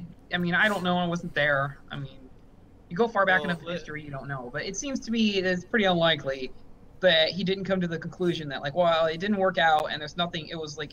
I imagine for him it was an all or nothing thing, and if it didn't work out, I don't see him escaping. Where else is he gonna go? Hey, circuitry. I just don't see that. There's people that are committing suicide in the world every day over lesser stuff. I don't necessarily all the time. What Josh just said. If we kill Hitler early on, we could. Well, we don't know. We don't know how. Thank you for bringing that up, Josh. That is a very good point. So the result everything was just a planned out. The way we wanted it in the end. Points during that war that if they didn't happen, the end results, we don't know what the end result would have been. It's all speculation. It's kind of like speculating, would Bernie have beat Trump if Bernie was elected for the primaries? And it's just speculation. But there are things there that I think there was just too much hype for the Trump train. I mean, there was no stopping it. There was no, I think I predicted it was going to be open and shut with him. Like, there was no way you can stop the Trump train. As much as everybody complained and talked about it, people like chaos. They like disruption. They want it. They earn it. They yearn for it. And I think watching Trump just train right through everything and derail everything, people live for that kind of stuff. Have you seen that comedian Jeffrey John Rees or something like that? JJ? No. He actually, during the election time of Trump, even said, you know, it's going to be horrible if Trump gets elected, but there's a little part of me of, what if? What's going to happen? Like, let's do this. Let's see what if, and he was just, I'm sorry, I feel like the Trump thing was a publicity stunt gone way too far. I think he wanted to prove a point, and by the time he realized he had succeeded in that point, it was too late to back out. He couldn't. Now we say that, but we don't know. I mean, he talked about in the 80s. There's a very good clip of him in the 80s, a well-articulated clip of him talking about being president and actually saying Oprah would be his running mate and how he would change stuff. I mean, he's a very smart man. I think over the years, he's a genius for a reason. Yeah, and there. I wish I can. Let me look up. Maybe Optek or one of my moderators. I think I know what clip you're talking about. He's on a talk show, and they question him. Yeah, and he's like, I would go Republican. But after the black president, I don't know if America could handle one president, so a white male had to be next. Well, I mean, there's a number of reasons why people voted for who they voted for. Some people just voted. Think, this is the first. This is the first white president for some people. That's true. That's interesting. Yeah, I mean, they were born with black. This is their first white president for some people. That's cool to say. I think it's cool. That they got to see, like, now. And this could be their first president assassination as well. Shoot. It's been the most likely assassination in the last decade or two. Assassination of his career. Oh, got him. Oh. I saw a post recently, and it made me think. And the post was, "Are we heading for the first? Are we heading for the next Civil War or the next World War?" And they were like, "The fact that I have to think about this is scary." And I'm like, "Wow, I never thought about that." And it was an interesting post. Excessive cap not allowed. Yeah, I just feel like a lot of people that have, over the last few years, decided to keep their beliefs and true feelings hidden under the Trump administration have suddenly gotten very bold. There's clips upon clips that have never went, why is he dying on camera so much? Hey, wait, what do you mean? What opinions have been suppressed before that have now been coming out? What's an example? I'm sorry, I let go of the button. Talking about the Stormy Daniel thing? No, I actually was just on Facebook and I watched this older, late 60s, early 70s. Hold on, I think my keyboard's dying, so it keeps letting go of the button. Your keyboard's dying. Yeah, I have a push to talk on. Oh, you have push to talk on. Okay. Yeah, I can increase his mic. Give me a second. Here's the thing: if someone feels like their voice is being suppressed, Dinah's was. I just increased it. All right, you there? You should always be able to speak your voice. Right. If you can't speak your voice, then you can't have change because you can't even. If you're not even allowed to talk about the problem, how are you going to fix the problem? No. That's not the problem. Like I said, I'm sorry. Can you hear him now, Optek? Okay, go ahead. All right. So what I was saying is that I was just watching this clip on Facebook of this Mexican crew was doing their job. They're landscapers.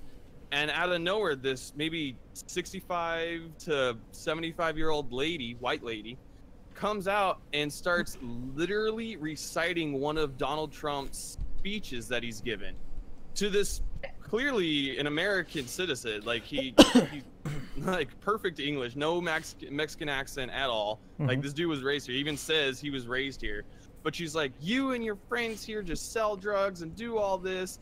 And that's what I'm getting at, is all these older people that have been, due to modern times, have refined their or I don't even see. But I think that's going to happen with all generations. They're always going to be that knowledge, wisdom, you know, culture, culture gap. All of a sudden, with Donald Trump, they are just suddenly becoming bold with their statements. They're no longer afraid to say it out loud because they know that this is a quote-unquote movement that's happening to where they feel they can be free in what they want to say now, just like it was 50 years ago, 60 years ago.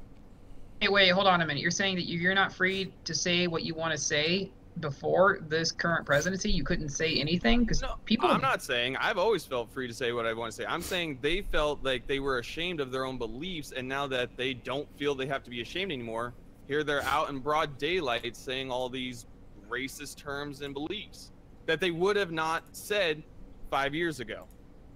Oh, okay, I see what you're saying. Most of these clips are much older adults. Like, these aren't like 20, 30-year-olds. These are 50, 60, 70-year-olds that grew up in the quote-unquote golden age and the good old America that Donald Trump keeps talking about.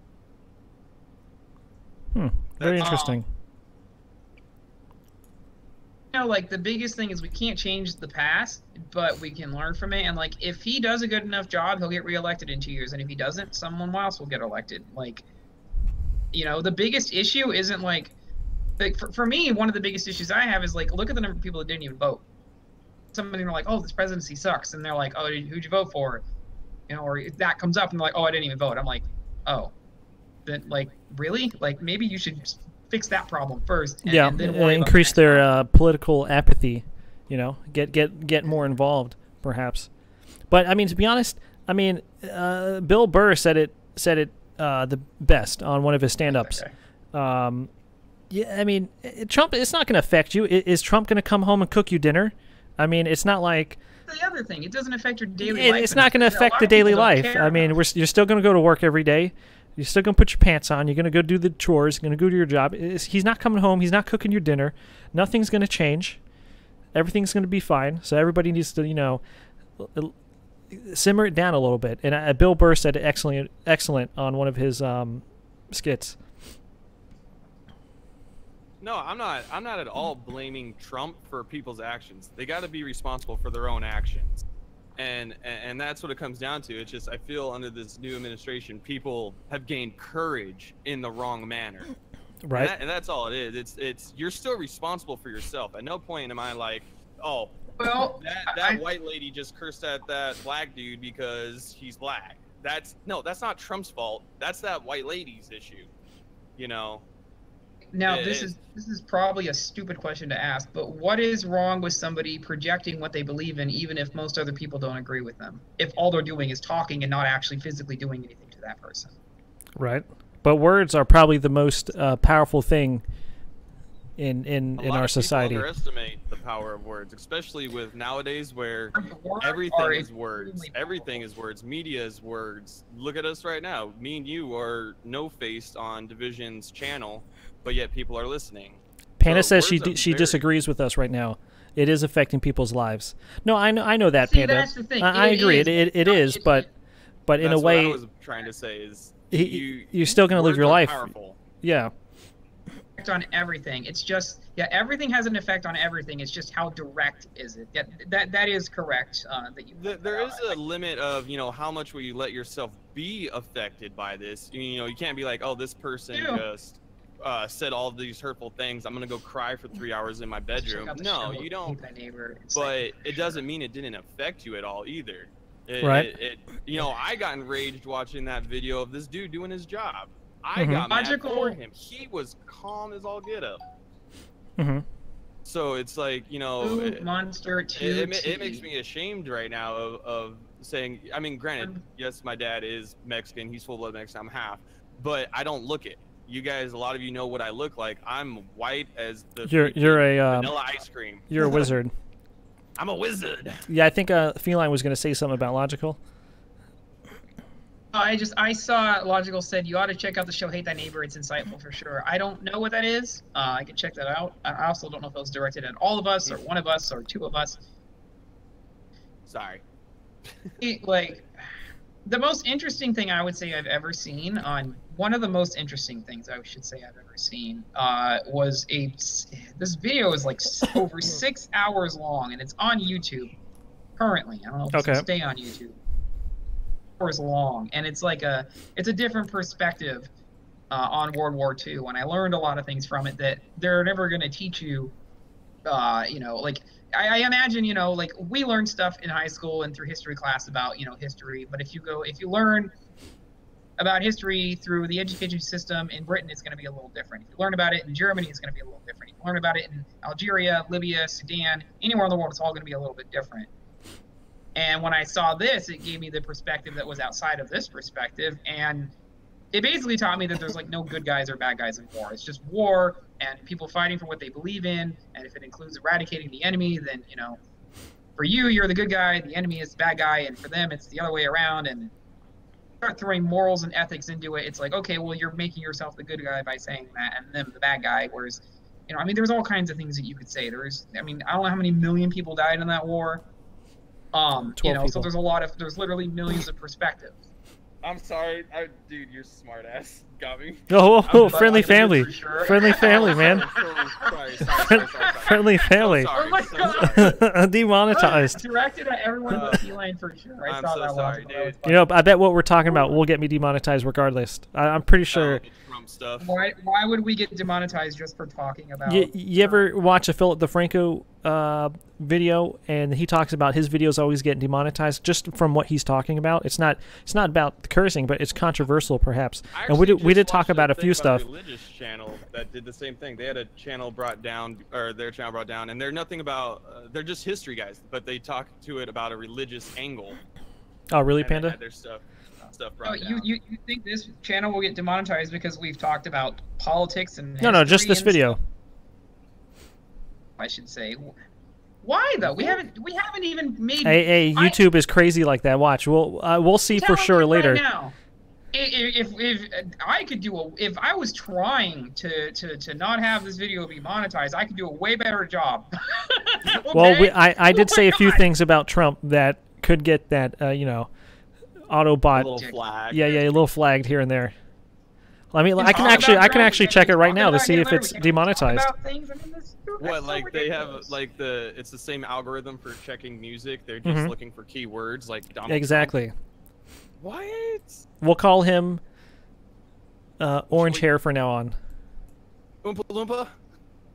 I was cool with Orange Hair. We can take a vote in chat. I doubt Division is on a list somewhere. You'd have to make consistent videos. You know, I have a cousin who runs a very popular website with that gets about 100,000 clicks, and he's definitely on somebody's list. And he talks very he's like, I don't know what he's called, far left or far right, but he's let's just say he's like Alex Jones. He's like an Alex Jones website. I gotta Google Alex Jones. I don't know who that is. Yeah, these are names I've heard before too, and I keep hearing about the stuff, and it's like Alex Jones. He's like an Alex Jones kind of guy. He's a very controversial guy. He said like Sandy Hook was staged. You know, this guy is far out there on the controversies and conspiracy theories. If he's gonna make an argument that that's staged, he has to present. Like, outrageous claims require outrageous evidence. Dateline did a thing on him. I mean, no, that's I'm just saying he has said that, and he says those things. That's the kind of guy Alex Jones is, you know.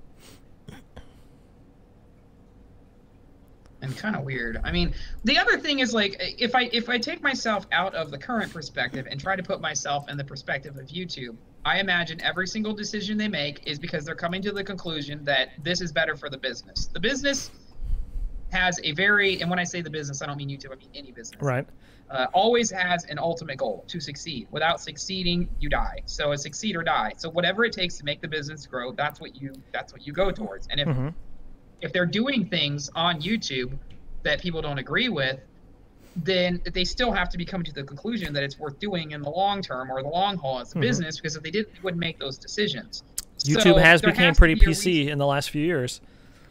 Be a reason why they're doing that. And I know that obviously like I don't watch TV anymore because I'll go in my living room, I'll go in my kitchen, I'll make something to eat, I'll sit down and watch TV. I click through 6 news channels and the Weather Channel, and all of them are on commercials. And I'm like, this is why I don't watch TV anymore. I don't even watch it. I only watch Netflix and I watch YouTube. Is that? Can I say that now in today's time? I just watch YouTube and Netflix.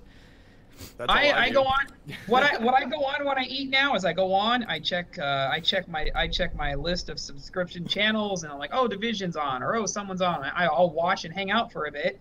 Yeah, Technical says like, it's all about the business, you know. And you know what? I have a theory on YouTube not monetizing people, you know, because it took them what? They weren't accepting anybody until like this month of June.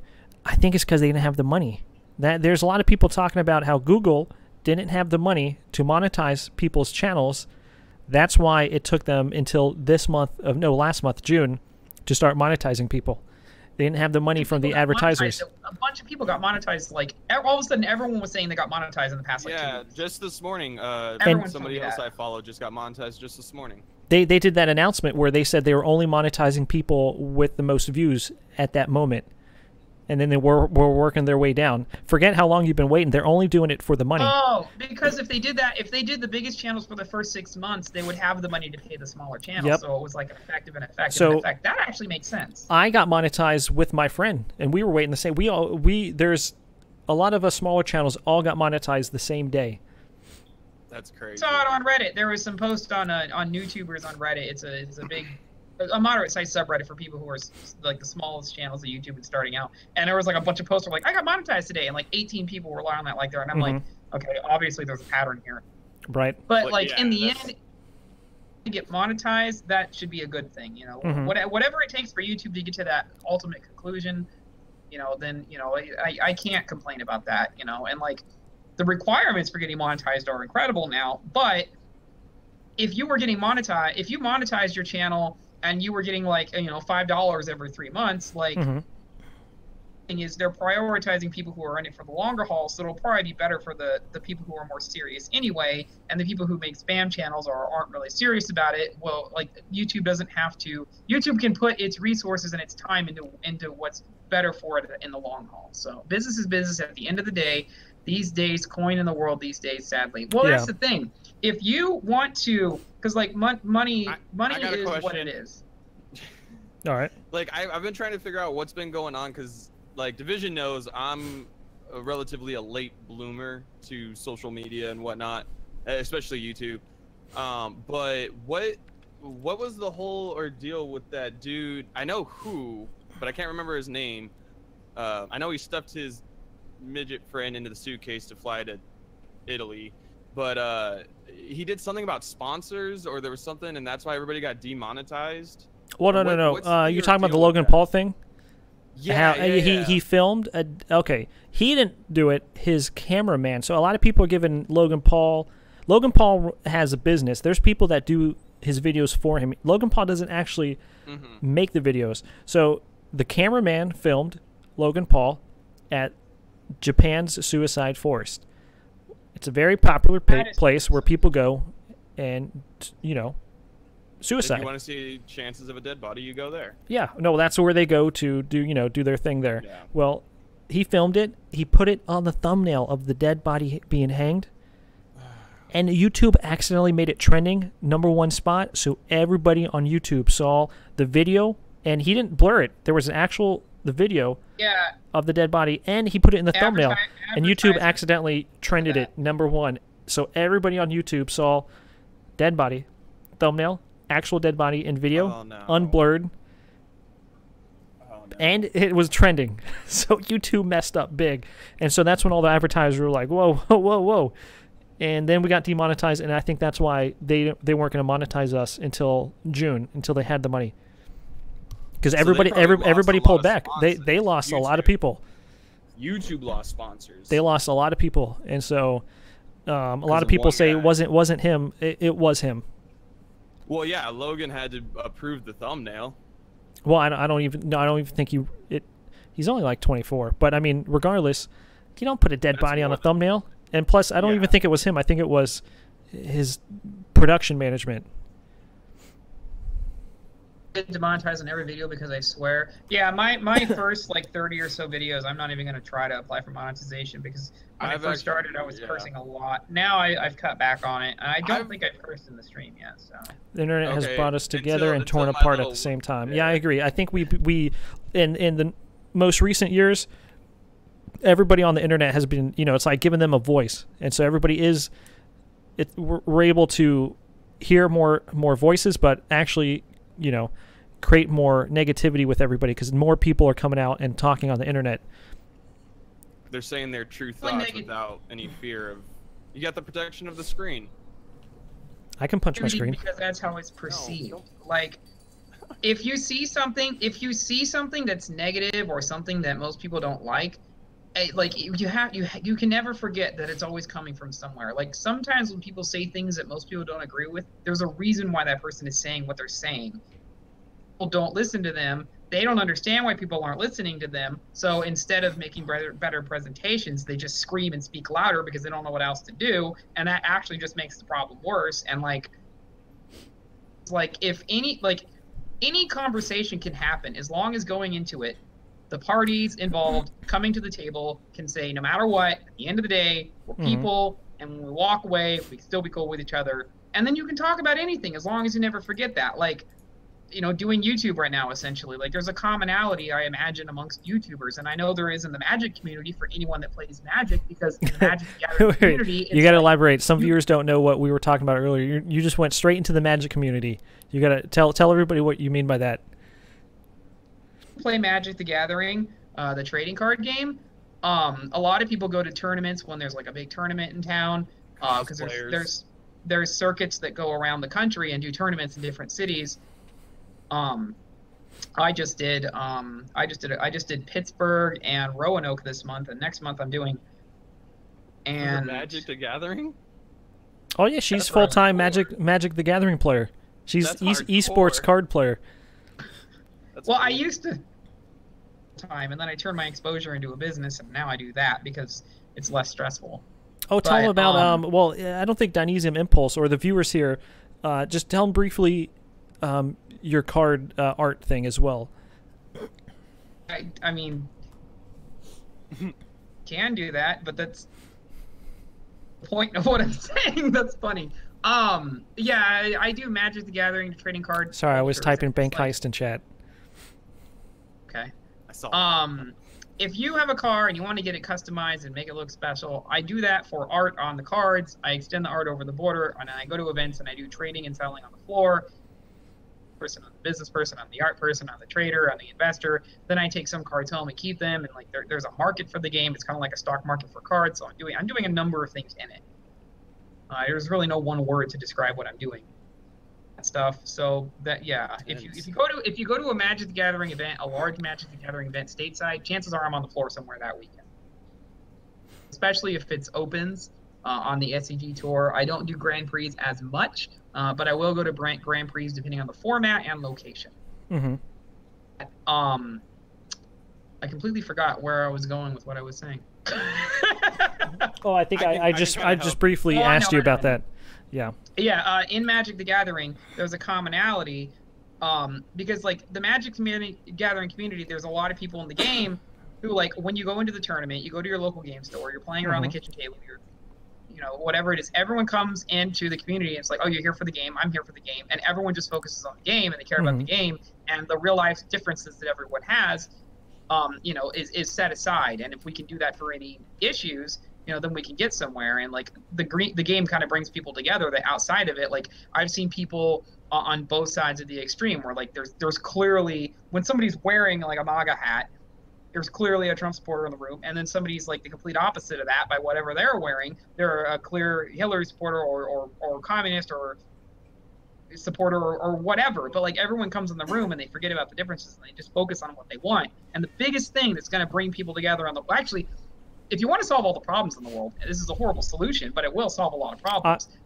I clicked the artifact one technical. Sorry for interrupting. I was swamp and forest. If aliens attack the Earth, I guarantee you that a lot of the nations are going to be like, yeah, you're kind of jerk, and we haven't gotten along with you, and you know, But it doesn't matter. Aliens are trying to exterminate the human species. Let's all come together and fight aliens. Yeah, that'll you know, bring people together. funny thing. That'll bring people together. Funny thing about that, what if they came down here only to participate in esports competitions? Like they saw that they had no idea. They saw this competition thing, and on their own planet they have competitions, and they saw the first thing was esports, like League of Legends or something, and they're like, we want to challenge you guys for the world on, you know, League of Legends or something, or a card game. But they didn't know. They try to exports. Exports? I feel we would win that one. He's an asshole because I'm very sarcastic and funny, but a few years ago was the life of the party. Yeah, what if they came down here just to be like, you know, Counter-Strike Go, we want to challenge your world right now.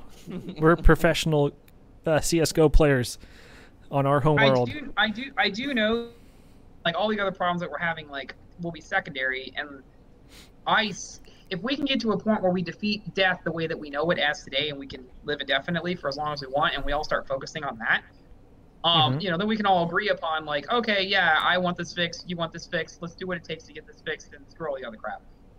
You know, and all these other problems in the world away from that and distracting people from, like, the bigger problems. So right. I'm cool with that, if that makes sense, you know. And I'd like to see people not dying anymore because I'm crazy enough to try. do you believe in aliens, or let me rephrase that, extraterrestrial life? Here's the deal with that. We are, if you look at the observable universe and then you calculate the amount of potential for life that could exist versus the amount that actually does exist, the differences are so monumentally far apart from each other that the more that we are observing and the more that we're taking in and the more that we're seeing and the more that it's just like, it's so unlikely. It's almost like saying this, you know, like one day we're going to go outside and the sun's not going to come up. It's going to happen one day. And hopefully at that point we're at another solar system chilling, or we are on Babylon 5 somewhere, or or Killer Star base somewhere else. Killer Star base. It is. Just as long as it's not Dead Space. Right. So it's so unlikely that there isn't, you know, until we know. Like right now, the answer is we don't know because we haven't discovered it yet. But the likelihood is just becoming increasing. Oh well, I just think we don't have the technology right now. I mean, well, first we got to answer another question. What definition? What are you expecting an alien to be? Are you expecting it to be a three-headed monster with intelligent life? Or are you expecting it to be single-celled organisms? Or are you expecting it to be humanoid? Jewish? I don't know. You know. I mean, obviously they've already looked at stuff in our own solar system. They're looking at one of the satellites around Saturn. I think it's I don't know if it's Io for some reason, and they're already looking at stuff for like, oh yeah, this stuff's covered in ice and there might be some like you know, some microscopic stuff underneath it, but we don't know. Yeah, I mean, they're not. Well, we already know we have water on, like we know there's water on Mars because there's ice caps, so we're pretty sure there's water. And one of the moons around Jupiter, I forget which one, or Saturn, is having. Mars is red due to carbon dioxide. No, they're having geysers shoot out water. Like they're observing these geysers. Yeah. Well, Titan has methane water, pretty much. It's liquefied methane. To be found. Well, we have organisms here on Earth that survive in methane-filled areas. Yeah, those little bear creatures. Here's the really and the bear worms. To think about. Okay. Is there some I can't remember where I read this, but someone said it's and they presented why. It's more likely when we do. It's not going to be like the happy, great aliens that want to work with people. It's going to be like Independence Day aliens that want to utilize our resources and kill us all. Which, it depends. It depends. Have they ascended to a part in their life that they don't need that? Like that's just they just want to help. You know, Steven. Well, think about it. When we're like 2%. Our DNA is 2% different from pretty much everything else. They say, and we look at an ant. What's the first thing you do to an ant? You step on it, right? You don't even think about just that 2% difference in our DNA. What if, you know, aliens with 2% difference they look at us like ants. You know, they just step on it, or they say, you know what, like Neil deGrasse Tyson. They came to Earth already, and they observed there's no intelligent life, so they already left. Yep, I remember that. Yeah. Or or they came during Comic-Con and they're like, all right, well, we're trying to make a galactic peace here, but nobody's acknowledging us, and they left. Like, all right, Comic-Con, everybody's dressed up. What are these aliens? And nobody noticed the aliens, and because we shouldered them, they left. We gave them cold shoulder. Well, duh, you went to the wrong place. I was Tuxedo Mask, probably standing right next to one. Yeah, you could have been. Maybe they think Comic-Con is when there's like a galactic experience where they join. You know, they get autographs and they don't even know it. You know, they just think, okay, all right, come on, everybody, we got to go to Earth to Comic-Con to meet up all the other aliens. I need Patrick Stewart's autograph. Let's go right now. I say it's possible. No, my perspective on the whole alien thing is first off, if we're talking just numbers, and we know there's other elements out there, statistically, with the literal trillions upon hundreds of trillions, there's no way there's not other life out there. Yeah. And to be honest, until real recently, it's not like I saw him fucking. Whoa, friendly family demonetized. Thanks, YouTube. I'll be seeing y'all later. I tried. I stopped. I didn't see him up close, but I worked a late night shift and in a warehouse, no biggie. And me and the dude were watching. We thought it was a satellite. They're like, dude, what's that? I'm like, and you know, at night you can see satellites, like they move across the sky. They just look like a slow moving star. I don't know if you guys have ever seen a satellite go across the night sky. It literally just looks like a I think star so, technical. really slow. Man, I'm horrible. And out of nowhere, I'm watching it, and I'm like, oh yeah, that's all it is. And then a second one appears, and knowing distance, the fact I saw it move like a quarter of an inch really fast means it was moving like really fast. But it literally did a circle around this slow moving star, and then the slow one started reacting, and then they were both just gone.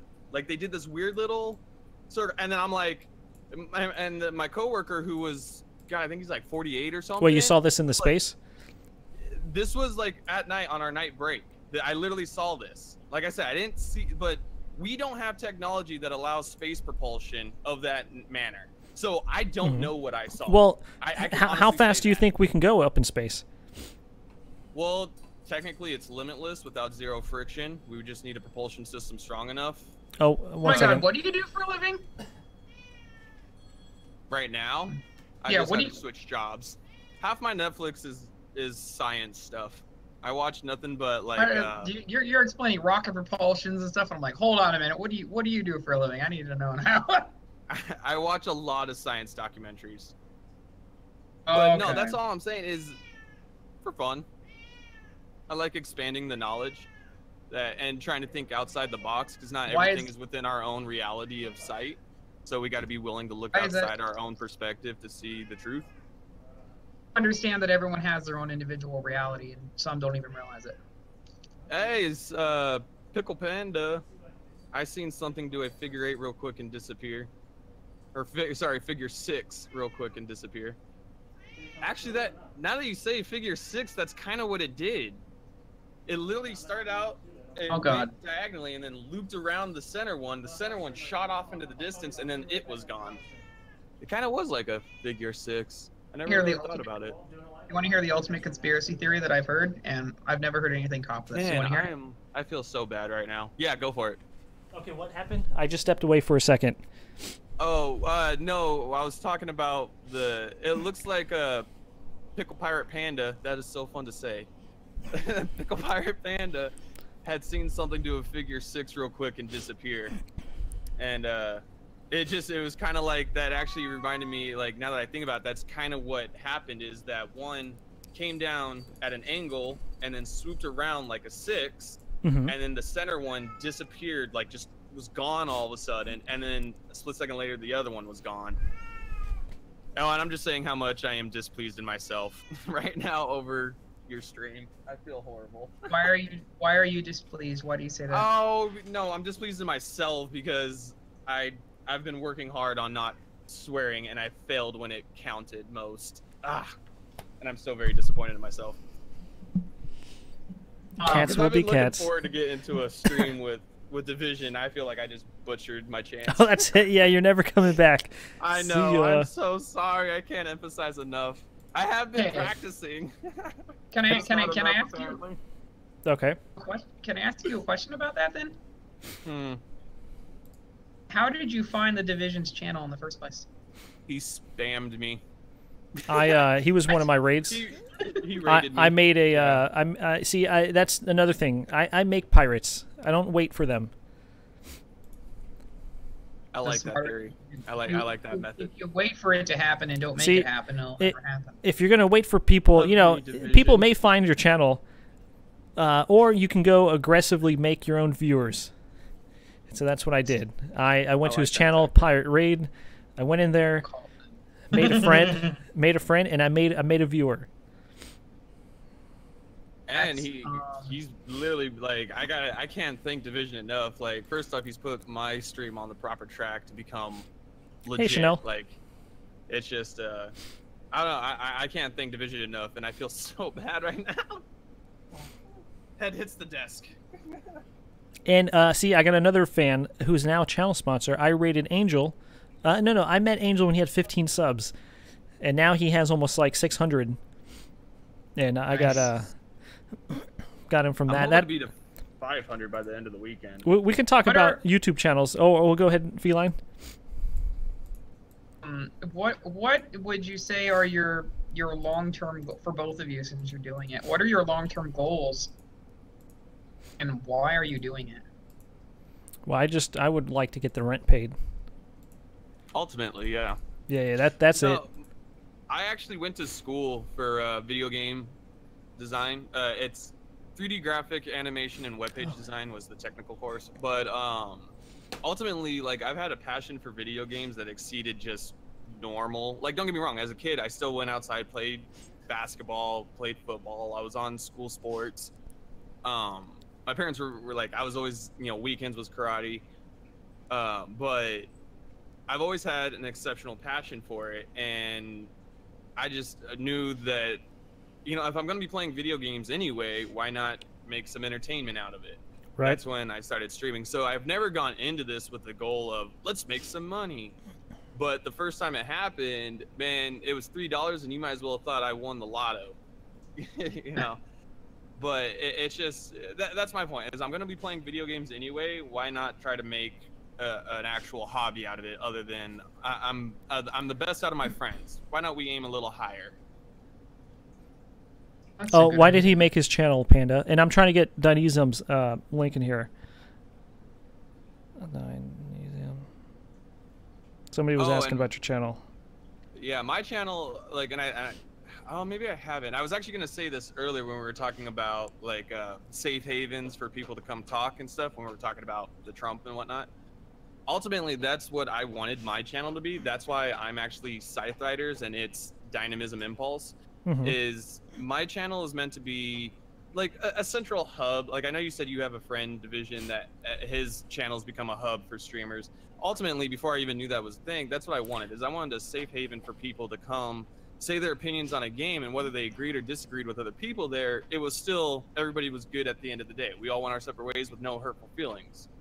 And because there's so little places for that on the internet, that's what I wanted. I wanted people to feel safe, like they can come say their opinion and not be hated upon for their own opinions. Granted, mostly gaming opinions, but opinions are the same. YouTube channel, the Magic the Gathering YouTube channel that I do, I actually made a video. Oh, really, Panda? Some things that were going on in the Magic community earlier this year. And the reason why I made it wasn't because I was for or against one side or another, because I saw that there were people that were like, oh, I asked a question in Reddit and I just want to know what was going on, and my post got deleted. And people are posting on Twitter and Facebook and they're getting attacked, and all they want to do is just know what's going on. So I made a video and I'm like, you know what? I'm going to stay out of the mudslinging. I'm going to stay out of the opinions. I'm just going to make a video explaining what's going on and the facts and not present any opinions at all. That way I can't get yelled at. No one can get mad. And people who just want to know what's going on can get the answers they want, because people are their voices are being stifled, and all they want to do is just want to know what's going on. It'd be like asking. Color. asking about what happened between 1939 and 1945 and someone saying, "Oh, you're banned." Like, what do you mean? I just want to learn. You know, it's stupid. Right. So I made a video, and all I did was just present. Okay, this is what's going on. And when it was over, I had somebody comment, and they were like, "I don't like that you didn't express your opinion. This video is a waste." Like, they got mad at me for not expressing my opinion, and I'm like, that's the whole point of the video. It's just to present the information. So like, no matter what you do, once your audience is big enough, someone who finds something to not be happy about, and what you have to do is just focus on the majority and just keep going with it, you know. And like, YouTube is so big that I think no matter what YouTube does, you know, at their head office, essentially, there's always going to be some YouTubers that won't be happy with their decision, and they're just doing things based on what they think is better as a whole. That has to be the conclusions that they're coming to. Right. Hey Josh, hey Technical Genius. But yeah, it's just it's interesting. I mean, I'm kind of nuts. I could if I didn't sleep and I didn't need to work or eat or go to the bath, I could just talk to people forever. Like, people fascinate me. I don't know why they do. Bored or something.